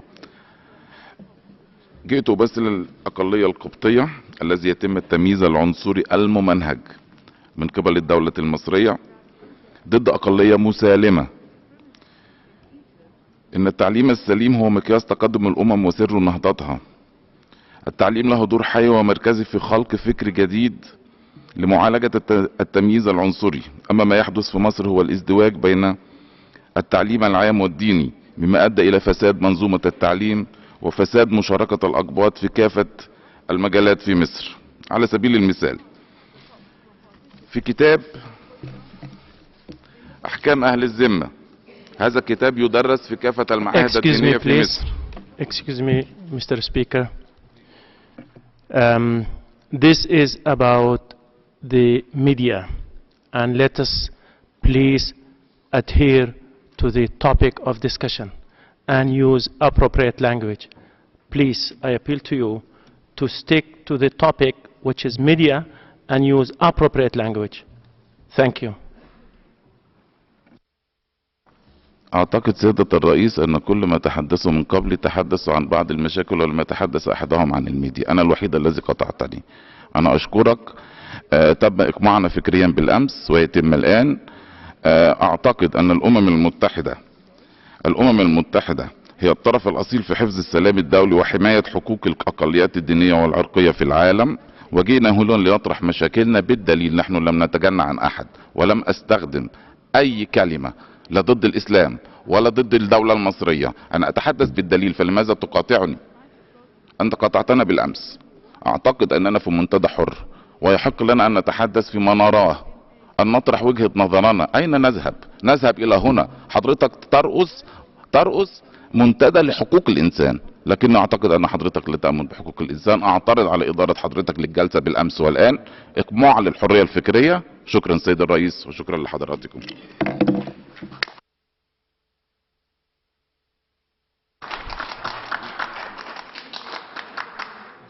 Thank you very much. I will give the floor now to Dim Foundation for Humanitarian Relief.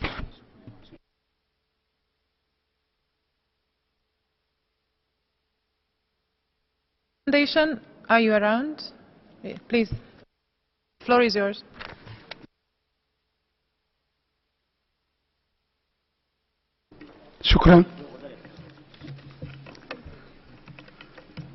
شكرا سيدتي الرئيسة. أنا هادي جردو علي من العراق قضاء سنجار، أتحدث نيابة عن مؤسسة دمدم للإغاثة الإنسانية. عندما يكون هناك جملة من المشاكل تعيق الحركة الشبابية وتمنعهم من المشاركة في الحياة العملية بصورة تليق بظهور شباب الأقلية هذه، فإنها تتجه الشبيبة نحو حلول أخرى ذاتية عسى ولعل أن تجدي نفعا. فالأقلية الإيزيدية تعاني من مشاكل جمة لا تحصى ولا تعد من جميع النواحي الحياة، إلا أنهم أبوا أن يقفوا في ظل الثورة المعلوماتية وعصر التكنولوجيا، وأن يستسلموا لكل تلك المعاناة والمشاكل النفسية والاقتصادية، بالرغم من أنهم يزاولون حياتهم منذ أكثر من 3 سنوات في مخيمات النزوح والتشرد في بلده. عندما أتحدث عن الأقلية اليزيدية أتحدث عن أقلية في العراق أكثر من 75% منهم يعيشون في حالة النزوح في المخيمات. نتيجة احتلال داعش لمناطقهم والتي هي مدينة سنجار وكافة توابعها. إلا أن وبالرغم من ما حصل لشباب الأقلية اليزيدية على أيدي داعش من خطف وسب وقتل، ولكن أظهروا صمودهم وأثبتوا وجودهم من خلال شبكة التواصل الاجتماعي، وعملوا إلى حد ما في إثارة أحداث وعبروا بطريقتهم عن معاناتهم وأوصلوها بشكل أو بآخر إلى العالم من حولهم، بالرغم من أنها محاولة ضعيفة لكون هذه الأقلية تفتقر إلى مؤسسة إعلامية مباشرة تعبر عن مشاكلهم، وهي بالشكل المطلوب مما اعتادوا أن يسلكوا طريق استخدامهم شبكات التواصل الاجتماعي من أجل التعبير عن معاناة هذه الأقلية. في الختام لدي رسالة عاجلة من الشباب اليزيدي إلى العالم أجمع. Your time is up.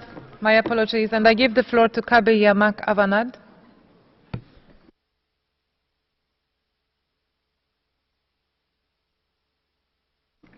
Are you here?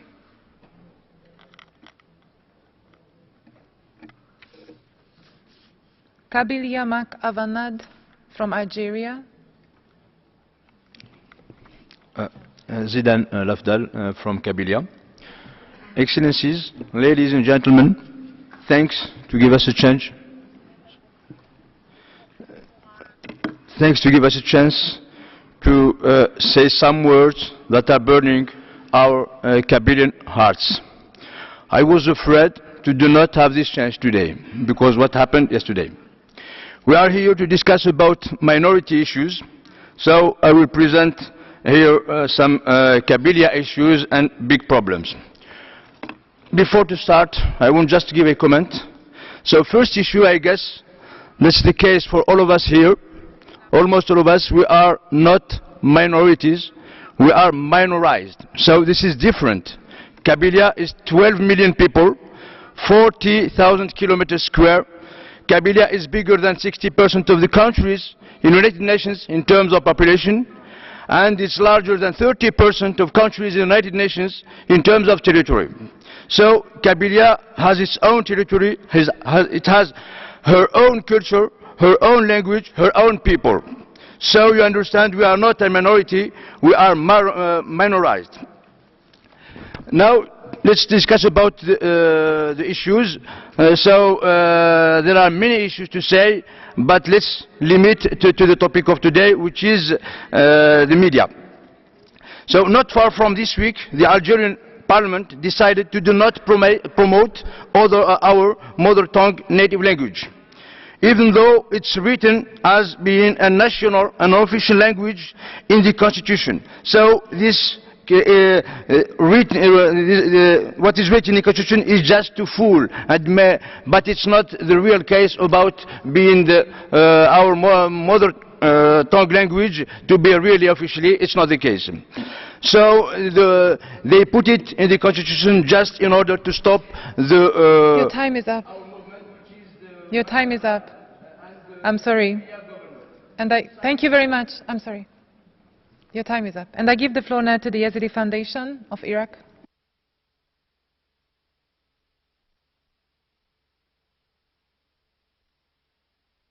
شكرا سيدة المنسقة. يتحدث إليكم حسوهرمي رئيس مؤسسة اليزيديين في هولندا. سوف أتطرق بعجالة إلى دور الشبيبة في تنمية التنوع الثقافي في العراق والترويج له من خلال الوسائل الإعلامية المتنوعة. هذا التنوع الذي يضم منذ القدم جماعات دينية وإثنية ولغوية في بلد يعد من أبرز بلدان الشرق الأوسط ثراء بتنوع ثقافاته.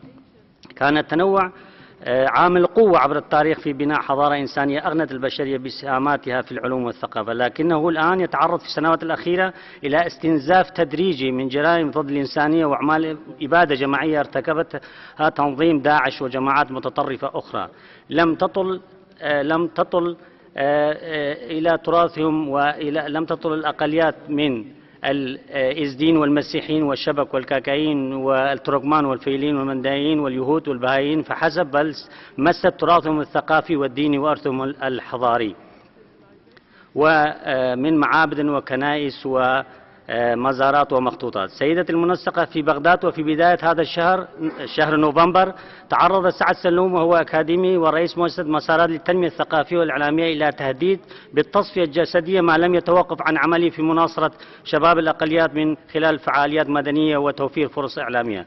من هذا المنبر نضم صوتنا إلى هيئة الدفاع عن أتباع الديانات والمذاهب وكافة المؤسسات المدنية التي أدانت بشدة أعمال التهديد الإجرامية.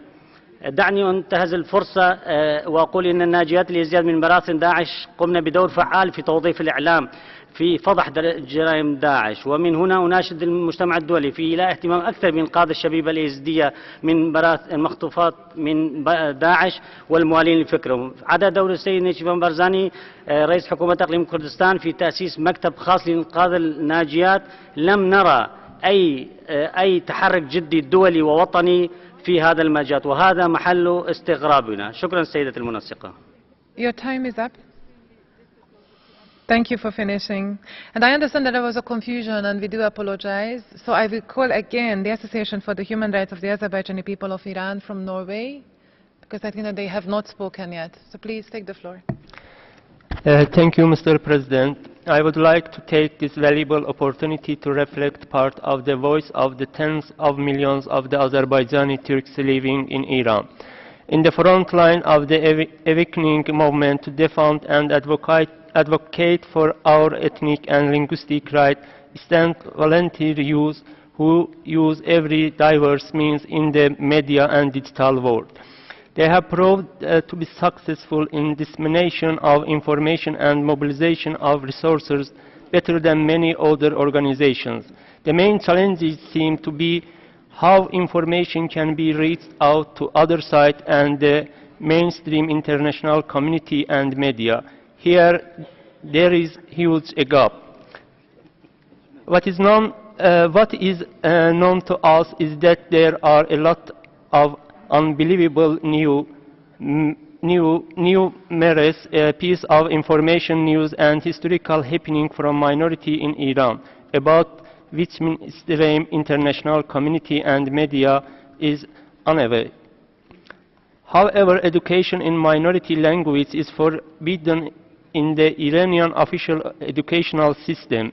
There is no language academy to protect and maintain or assimilated mother language, which has been left completely unprotected. This is also applies to our identity, which has been inhumanly denied and offended by the official mainstream bureaucracy. Adaptation of official educational system to accommodate minority language, respect and acceptance of their own identity and culture seems to be far away from today's reality and contemporary Iran. We can only dream about this, as well as human rights education from a young age seem to be unrealistic in Iran. Science, human rights and democracy are officially considered to be Western and foreign agenda against national security. Your time is up. I think we have good chances to finish the speakers list. So I do thank you for your cooperation. And now I give the floor to the Coptic European Association in Australia. Chairman, ladies and gentlemen, I am Dr. Wagi Raouf Salib, and I represent the European Union of Coptic Organization for Human Rights. Yesterday, I was here and I wanted to speak about the statement number 2 in the Egyptian constitution and its effect on learning, youth, ladies, young, justice, human rights, and different aspects of the activity of the minorities of Egypt, especially the Christians. I spoke about facts and not illusions, and with polite expressions. But after 1 minute, I was stopped from completing my words by Mr. Chairman, because I approached a little bit from the Islamic Sharia and its effect over the Egyptian constitution and life of the minority in Egypt. Ladies and gentlemen, we speak about human rights, but maybe we need to speak in the future with more open mind than yesterday. Because if we are prevented from telling the truth in our land, we must not be prevented from telling the truth here in the United Nations. Thanks to all of you.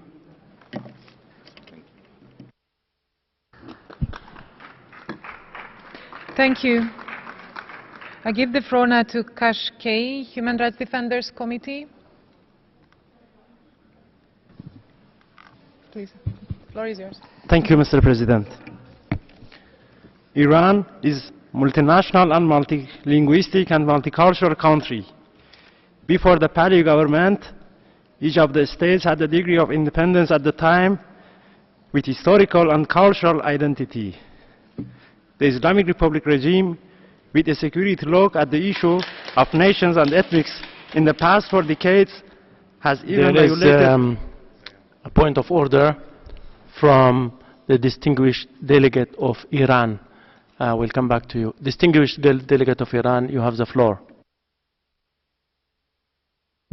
Thank you, Mr. Chairman. Would you please take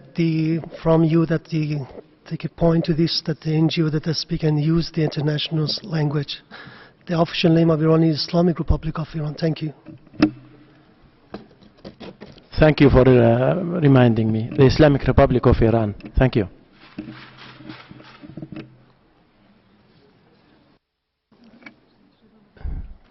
You finished your...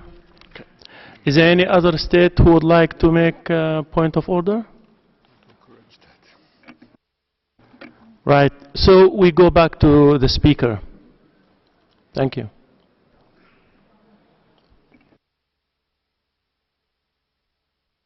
Example, Article 15 of the Constitution on the teaching of non-Farsi language has never been implemented in Iran. Turks constitute the major parts of Iran's population. Among all the ethnics and nations of Iran, the Qashqai Turks who live in the southern regions of Iran have been under the greatest pressure and repression. In the very early years, the regime of the Islamic Republic suppressed Qashqai people and executed Qashqai leaders, and through all-embracing pressure, provided a platform for their assimilation and destruction. Qashqai Turks face a population of about 4 million people without any even an independent media threatened with extinction, and in the absence of interference of international bodies, this nation will disappear from scene. For example, the tribal and the nomadic Qashqai community is dying because of the spiteful policies of the regime of the Islamic Republic. Policies of the Islamic Republic regime toward non-Farsi nations are cruel and discriminatory and in violation of the Universal Declaration of Human Rights and international conventions. Therefore, I call on the Human Rights Council of United Nations and all related international bodies to intervene as soon as possible on the issue of non-Farsi nations and Iran. Your time is up. I'm sorry. And I give now the floor to the Balochistan United Front from the Islamic Republic of Iran.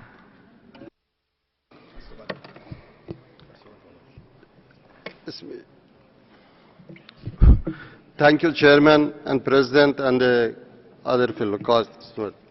I am from Balochistan United Front Human Rights Group. My name is Jamshid Amiri. The systematic, historic and equality has greatly damaged and limited the Baloch people in making any form of meaningful public participation in access to employment, education, health, property development, ownership, housing, social welfare, media and cultural life, all of which make the basic human rights for all human life across the world. When discussing this employment opportunity of youth Baloch people, it is essential that we must raise the issue of the recent project put forward by the Islamic Republic of Iran, referred to as the development of Balochistan coastal area. The project, since its establishment, had employed non-Baloch people to this specific coastal region, providing them with the land and resources which belong to Balochistan people. It is putting young Baloch people at disadvantage and have therefore no career to employment opportunities in order to enable them to build up their future. Under the pretext of the unsustainable development, on the shore of Baluchistan, which is called Makran Shore, or coastal area that is stretched from the Strait of Hormuz to the border of Pakistan. This will be the Iranian government interest to train youth Baluch students and provide jobs instead of engineering migration on non-Baluch in the Makran coastal area. Chabahar coastal area have great opportunity for the neighboring country and the international community to develop business, but without using youth Baluch people, it will be anti-Baluch project. Indeed, a population migration plan... Your time is up. Thank you very much. And I give the floor to the representative of the Islamic Republic of Iran. Thank you, Madam Moderator. Bismillah ar-Rahman ar-Rahim. Madam Moderator, at the outset, my delegation welcomes the convening of 10 sessions of the Forum of Minority Issues. The Constitution of the Islamic Republic of Iran guarantees the legitimate right and the freedom of the different linguistic, religious, racial, and ethnic groups. In this sense, and according to the Article 19 and 20, all the people of Iran, whatever the ethnic group or tribe to which they belong, enjoy equal rights and the color, race, language, and the like do not present any privilege. Furthermore, Article 20 stipulates that all citizens of the country, both men and women, equally enjoy the protection of the law and enjoy all human, political, economic, social, and cultural rights, in conformity with the Islamic criteria. Madam Moderator, the Islamic Republic of Iran is a land of diverse ethnic and religious community that live side by side with the different traditions, customs, and the language, attach great importance to the minority issues. The Iranian society is a successful model of broadly and peaceful coexistence. Consequently, in order to develop and apply of such policy, one of the principal objectives of the government is always to enhance and consolidate this relationship. In this regard, we believe that the enjoyment of human rights and fundamental freedom of all people, including minority youth, empowers them to contribute to the political, civil, economic, social, and cultural development of their countries. Against this backdrop, considerable steps have been taken by my government to provide the great protection of their minorities' rights, including inter alia, the appointment of a special assistant to the President of the Republic on the minorities, the codification of citizen rights charters in which particular have been paid to the right of religious minority, and the establishing of the minority rights in the Committee in the Minority Ministry of the Interior. Madam Moderator, finally, it should be noted that the Article 15 of the Constitution has stipulated that the official language and the script of Iran is the Persian. However, the use of the local ethnic language in the press and the mass media, as well as... Your time is up. I'm sorry. My apologies. And I give the floor now to the African American Society for Humanitarian Aid and Development from Sudan. Yeah. بسم الله والحمد لله والصلاة والسلام على رسول الله. السلام عليكم ورحمة الله وبركاته. شكرا للفرصة. الأخ الرئيس، يشهد العالم طفرة كبرى في مجال الحاسوب والمعلومات والاتصال، وتبلور هذا الاهتمام الدولي عبر مؤتمرات تونس وجنيف لمجتمع المعلومات ويسيس، ويتيح هذا التطور فرصة عظمى لجميع الشرائح والفئات، ويشمل ذلك الشباب والطبع في استخدام هذه التقنيات لنشر مبادئ حقوق الإنسان، لا سيما حقوق الأقليات والتبشير بالمعاهدات الدولية في مجال حقوق الإنسان لتعزيز الكرامة الإنسانية. ويستشكر المنظمة الأفريقية الأمريكية للعون الإنساني والتنمية، المجلس الدولي لحقوق الإنسان ورئاسة محفل قضاء الأقليات، فإنها تعمل اعتماد التوصيات التالية الخاصة بالسودان في مجال تقنية المعلومات والاتصال ITC. 1. تطوير تقنية المعلومات وإتاحة الفرصة للشباب ومؤسسات المجتمع المدني والفعاليات السياسية للتعبير عن برامجها وأنشطتها في جو تسوده الحرية والديمقراطية لخدمة قضايا حقوق الإنسان وانشغالات الأقليات، خاصة في أقاليم دارفور وجبال النوبة والنيل الأزرق. 2. توفير الفرص المستوى والمتكافئة في التعليم والتنمية والتقدم لشغل المناصب العليا. نوصي بإنزال مخرجات الحوار الوطني والذي تم مؤخرا في السودان إلى عرض الواقع، وفي مقدمتها وقف الحرب وإحلال السلام الشامل. تشجيع قيم التسامح الديني والتعايش السلمي وقبول الآخر بين مكونات الإثنية لشعب السودان. إيلاء عناية قصوى لمسألة التنمية الاجتماعية لا سيما المرأة والشباب. ضرورة إيقاف الحرب بتطبيق برامج التنمية المتوازنة. تعزيز التعاون مع المجتمع الدولي لترسيخ حقوق الإنسان عامة والأقلية بخاصة، فضلا عن دعم وتشجيع المجتمع المدني لكي تطلع بدورها في قضايا حقوق الإنسان والأقليات. شكرا جزيلا سيد الرئيس.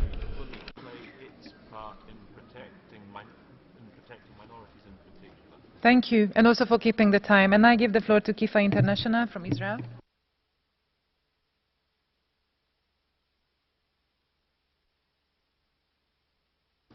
Kifa International, are you here? Okay, please. هتكلم باللغة العربية.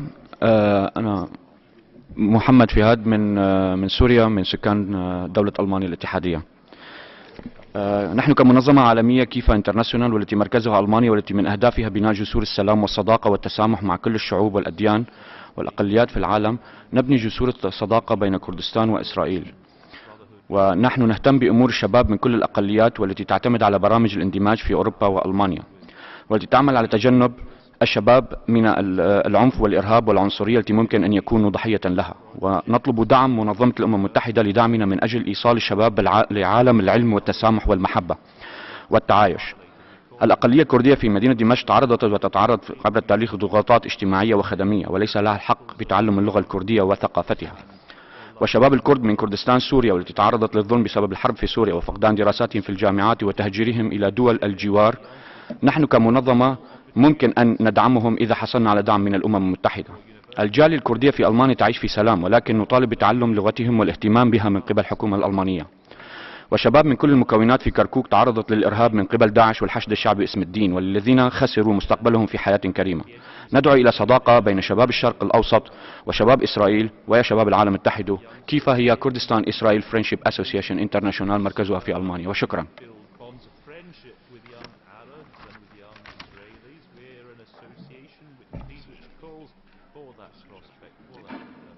Thank you very much. And now the floor is given to Freedom Front Plus from South Africa. Thank you, Madam Chair. I just want to open my document.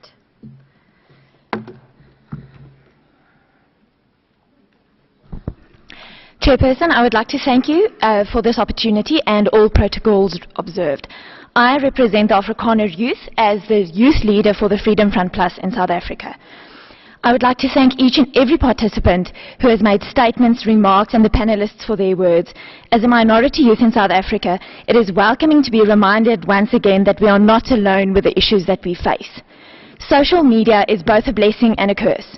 In South Africa, the written media portrays minorities as the enemy. Minorities become marginalized and stereotyped to mere race and ethnicity. South African youth in general face immense challenges with regards to unemployment, collapsing or poor basic education systems, expensive higher education, etc. Then the minority youth, especially the Afrikaner youth, are further challenged by marginalization through the media. This creates minority youth to feel ashamed of who they are. With the birth of digital media, a new platform to get the correct message across has been created. A number of organizations have been able to take major strides towards equality due to digital media, specifically social media, be it through forums, posts, campaigns or events. It is a large platform that allows challenges that are being faced by minorities to be voiced. The other side of the coin, however, is the marginalization and the discrimination of minorities through social media. A current example in the South African concept is of a student leader at the University of the Free State, where I'm from, that took to social media to voice her prejudice towards certain Afrikaner minority students at the university. Not only does this polarize the society, but it incites violence. It is easy to encourage radical actions via social media without having to step up and face the realities of such actions. Such actions discriminate, increase racism, disrespect basic human rights. A person is reduced to nothing but race and quota, affecting the dignity of such a person. Your time is up. I thank you. And I give the floor now to the Information Group on Crimes Against the Person from the Russian Federation. If you are around.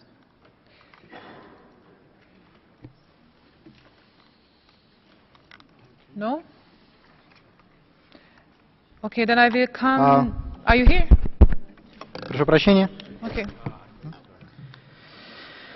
Здравствуйте. Я представляю группу информации по преступлениям против личности «Россия». Так, сегодня мы говорим о свободе доступа в интернет для меньшинств и противодействия пропаганде, которая идет в интернете. К сожалению, вынужден констатировать, что для современной молодежи из числа меньшинств Украины интернет-среда не является ни свободной, ни просто даже безопасной. В частности, на Украине напрямую ограничен доступ к ряду международных интернет-ресурсов и социальных сетей, в частности, сетей ВКонтакте и Одноклассники. Интернет-СМИ Украины фактически действуют в русле государственной пропаганды в соответствии с распоряжением от марта 2014 года. И таким образом информация в СМИ Украины фактически не является ни полной, ни нейтральной и служит исключительно рупором государственной пропаганды. Для представителей меньшинств, особенно чья позиция по политическим вопросам отличается от общепринятой, украинское цифровое пространство не является безопасным, повторюсь. Оскорбления, угрозы физической расправы постоянно сопровождают любое мнение, отличное от мейнстримного. В украинском интернете, в частности, действует сайт «Миротворец», на котором размещается личная информация людей, заподозренных в нелояльности власти.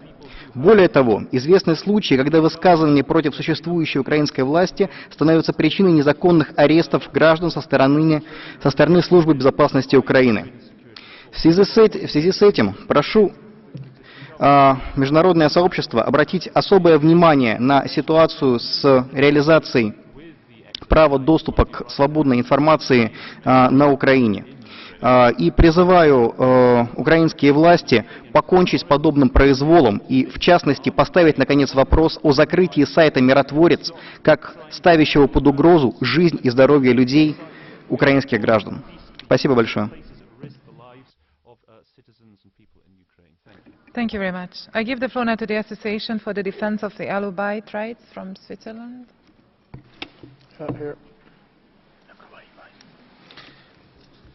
بسم الله الرحمن الرحيم. سلام من الله عليكم جميعا وسلام على أهل بلد الحضارات العراق. أبدأ مداخلتي بالتساؤل التالي: هل حقوق الأقليات في العالم هي جزء من حقوق الإنسان؟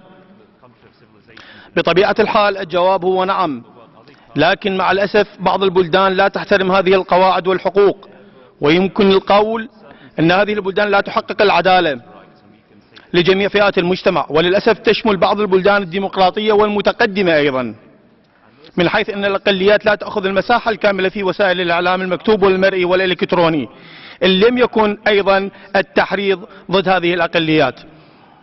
من جانب آخر يجب النظر بالاعتبار حسن النية الذي يجب أن يتمتع به كل المواطنين سيما الأقليات من حيث الاستخدام الأمثل لوسائل الإعلام، لأن عدم وجود حسن النية يضع شباب الأقليات وأيضا بقية الشباب في فخ أو خطر التعرض للوقوع بيد الإرهابيين والمتصيدين والخارجين على القانون.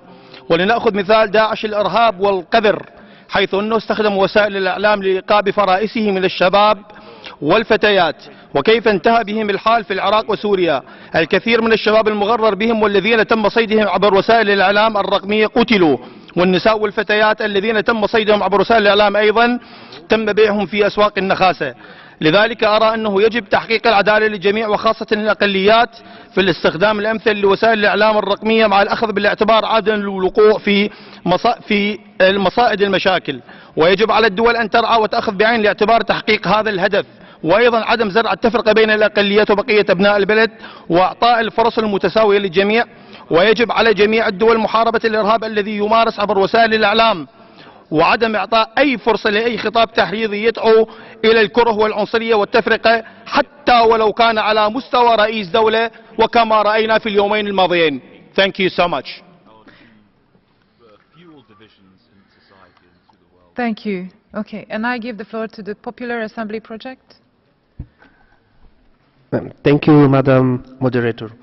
The Popular Assembly Project is here today representing the citizens of the Free Territory of Trieste. Our youth minority received from the Italian media an inadequate educational system, are not being properly educated on the real situation of our territory. They are being discriminated against by the administrative Italian state, who have hidden the true origins and economic and social potential of our country. Unfortunately, the failure of the Italian government, our current administration, to implement international treaties and the misinterpretation and false implementation of the 1954 Memorandum of London has brought the capital of the Free Territory of Trieste from the 1991 until now to a staggering loss of almost 27,000 residents, at a rate of more than 1,000 inhabitants per year. Most of them are young. The cultural and identity education that is being taught to our youth are both false and misleading, so that in this current situation it is not impossible to guarantee them normal political and cultural growth inspired by their true identity and origins.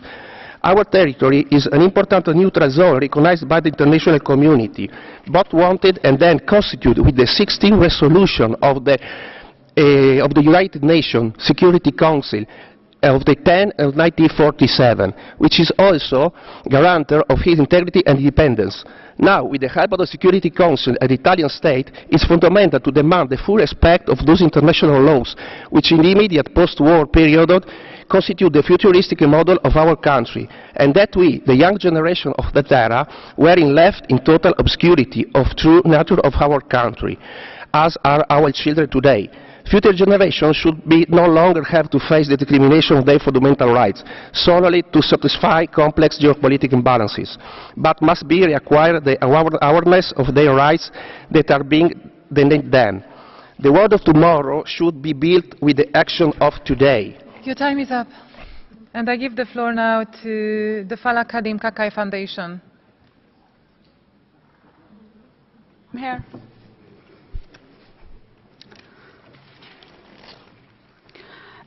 Thank you for giving me the floor. My name is Liza Saber. I come from Kurdistan of Iraq. I belong to the Kakai minority, and I am representing Falakaddin Kakai Foundation that work on cultural and tolerance issues. I would like to share the experience of my community. The volatile political and social situation in which the genocides and mass killings committed by different actors in the last few decades makes impossible the establishment of an efficient education system for young people. Recently, the situation worsened for young people from Yazidis, Kakais, Christians, and other minorities due to the displacement caused by young people from the minorities is also aggravated by the displacement caused both by ISIS and by the most recent military confrontation between the Iraqi government and the KRG forces. Education is at the core of any transitional justice process, and it is an indispensable tool in order to build a more just and tolerant society. Our intervention wants to call on the Iraqi government and international community, in particular European Union and United States, for the establishment of educational program for young people from minorities. Most of our young people are prevented from completing their education, and the provision of scholarships with the opportunity to study abroad would grant them the opportunity to contribute when back to the development of their own country in different sectors such as media and education. Thank you for your attention. Thank you, and for keeping the time. I would just like to say that I have 3 more speakers from the civil society, 2 more from member states, and then we are basically done. And I need to apologize because I don't think we have time to come back with the panelists. So now I will give the floor to the Middle East Center for Training and Consultant.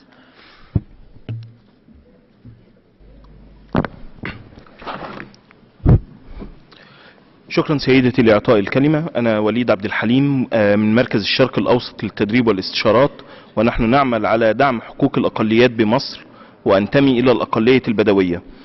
إن إحدى عناصر بناء مجتمعات السلام تكمن في إمكانية حصول شباب الأقليات على فرص متساوية في التعبير عن وجهة نظرهم والتعبير عن آرائهم وعن المشكلات التي يواجهونها من خلال الإعلام ومن خلال المجتمع.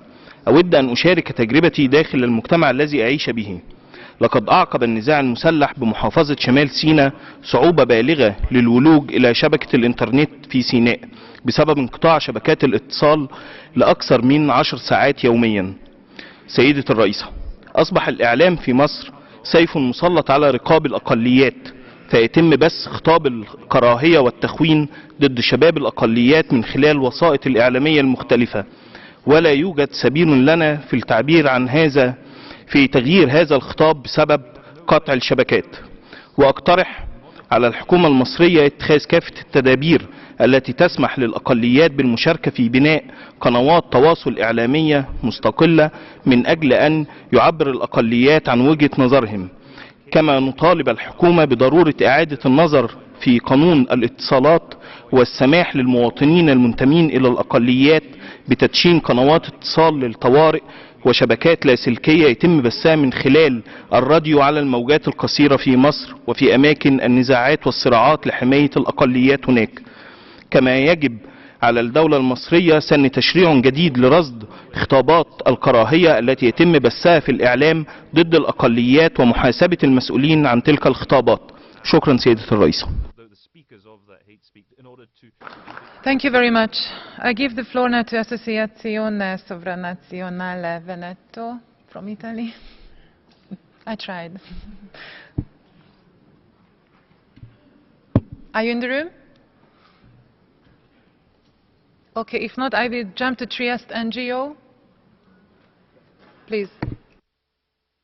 Thank you, moderator, honorable chair and panelists.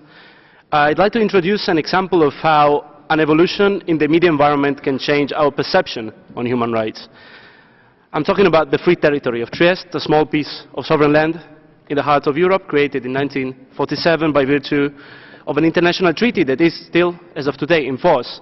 This simple truth was nowhere to be found on traditional media for decades.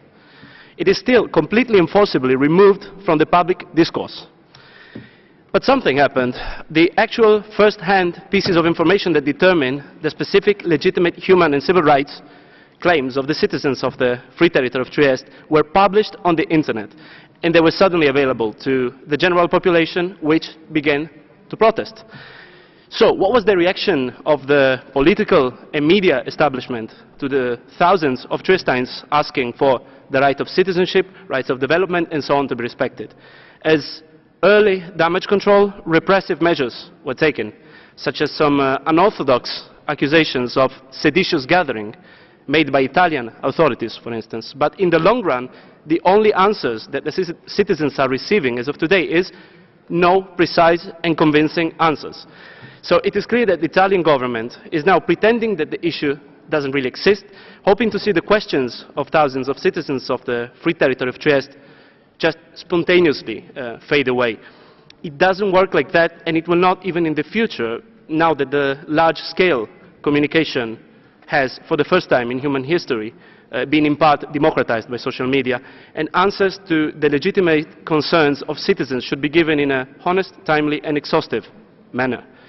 It is also worth mentioning that the United Nations is not just an external observer to the question of Trieste, but is an integral part of it, and we would like the human rights institution to be aware and supportive of the rights of status of the Free Territory of Trieste. Yeah, thank you. I give the floor now to Anina Cicu from the May 16 movement. Merci Madame la modératrice. Je vais être très courte. Pour nous, juste pour répondre un peu aux questions que vous aviez posées, les médias et surtout les réseaux sociaux nous ont permis énormément de lutter contre la ségrégation sociale et spatiale que vit la jeunesse romanie en France, notamment dans les bidonvilles et dans les hôtels sociaux, parce que c'est le seul moyen en réalité de pouvoir communiquer avec eux, de les impliquer dans des mobilisations, et ça marche énormément. On a réussi aussi à créer un réseau de leaders jeunes roms des bidonvilles grâce notamment à l'usage des médias et des réseaux sociaux. Et puis aussi, ça nous permet, avec des très faibles moyens humains et financiers, en réalité de pouvoir d'atteindre des très larges audiences et de pouvoir faire participer les gens aux événements que nous organisons. Mais ce qu'on voit, même si c'est un outil qui est extrêmement utile pour nous, c'est que ça déclenche en réalité énormément de violences racistes, et on aimerait effectivement que les États prennent leurs responsabilités pour que les les modérateurs sanctionnent ce genre de comportement, mais surtout on est bien conscient qu'en réalité les sanctions ne feront pas disparaître ces réactions racistes tant que l'État et les institutions eux-mêmes continueront à une politique discriminative et répressive, et c'est là l'origine en réalité du racisme, et c'est sur ça que nous demandons en réalité que les États agissent d'abord et que l'ONU nous aide en mettant la pression pour que cela change en réalité. Merci beaucoup. Thank you very much. That completes the civil society list, and I have 2 right of replies. So I will give the floor now to Greece. Thank you, Madam Chair.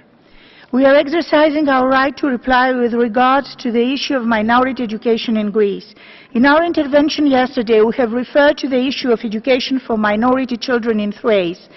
As this issue has been raised once again, I should stress that the rights of the Muslim minority in Greece, as foreseen in the Lausanne Treaty, are fully implemented. Bilingual schools, elementary and secondary, exist and have been functioning without interruption since the 20s. There has been a merger of some elementary schools for administrative reasons in settlements where there are less than 9 pupils. It is obvious that a school cannot properly function with such a reduced number of pupils. In this case, there is adequate transport of the children to the schools. Bilingual nurseries have been created by decision of the Greek government, although this was not foreseen in the Lausanne Treaty. Special quotas have been established to facilitate the accession to Greek universities. That means that the children of the Muslim minority have the right to participate either to the examinations for accession to the Greek universities open to all Greek citizens and to the examinations through the special quotas. The issue of not speaking well both languages is a complex issue related to many reasons. This is a common problem to many children having a bilingual family background, whether they belong to minority or have a migrant background. Nevertheless, it is a fact that the schools, teachers, all expenses, books, transport of children are all provided free and paid from the Greek budgets. Teachers working in the schools have been educated in their majority in Greek universities. There is a special department in the University of Thessaloniki with a 4-year program for the formation of teachers of Turkish language. Let me also bring to your notice that there are numerous lawyers, scientists and deputies in the Greek parliament belonging to the minority who evidently master both languages. As a conclusion, let me say once again that the Muslim minority in Thrace enjoys fully both the rights of all Greek citizens and the special right. Your time is up.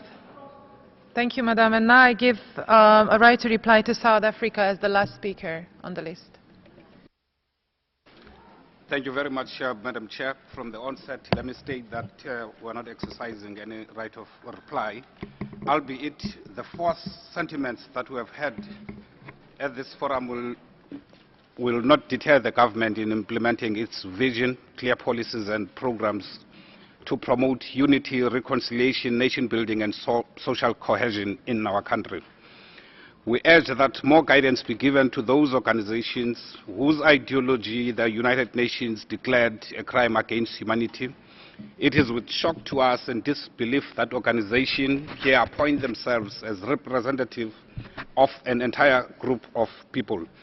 It is incumbent upon us South Africans from all walks of life to embark on programs dedicated at eradicating all lingering negative legacies of our apartheid past and discrimination from the same past. We cannot and may not ignore the history of our country. Our past has shaped our constitution, and if we want to move forward, we need to acknowledge that past. It is therefore impossible to erase the legacy of 300 years of colonialism and apartheid in just mere 2 decades. Many people in South Africa still today carry painful memories of apartheid regardless of their races. On the topic at hand, we'll be amiss if we did not recognize the increased misuse of social media, including hate speech online. In South Africa, this has necessitated the government to enact a law that is meant to stop hate speech both online and offline, namely in the form of the Prevention and Combating of Hate Crimes Bill. On the issue of languages, the government actively promotes the use of all official languages. Your time is up, with my apologies. And there's nothing left for me but to thank you for your participation, especially to those of you who formulated concrete ideas, recommendations and called for action. And with that, I thank you and I pass the floor back to Mr. Chairman. Thank you very much. I think we have had a most fruitful dialogue, discussion. I thank the moderator for her excellent soft landing, and I thank the panel for their contribution, but more importantly, I thank all the participants for your valuable contribution, for your recommendations, and I would like to inform you that we will resume at 3 o'clock right here, but before that there are 4 side events taking place at 1 o'clock now until 3 o'clock in rooms 22, 23 and 24. I now declare close the third meeting of this 10th session. Thank you very much.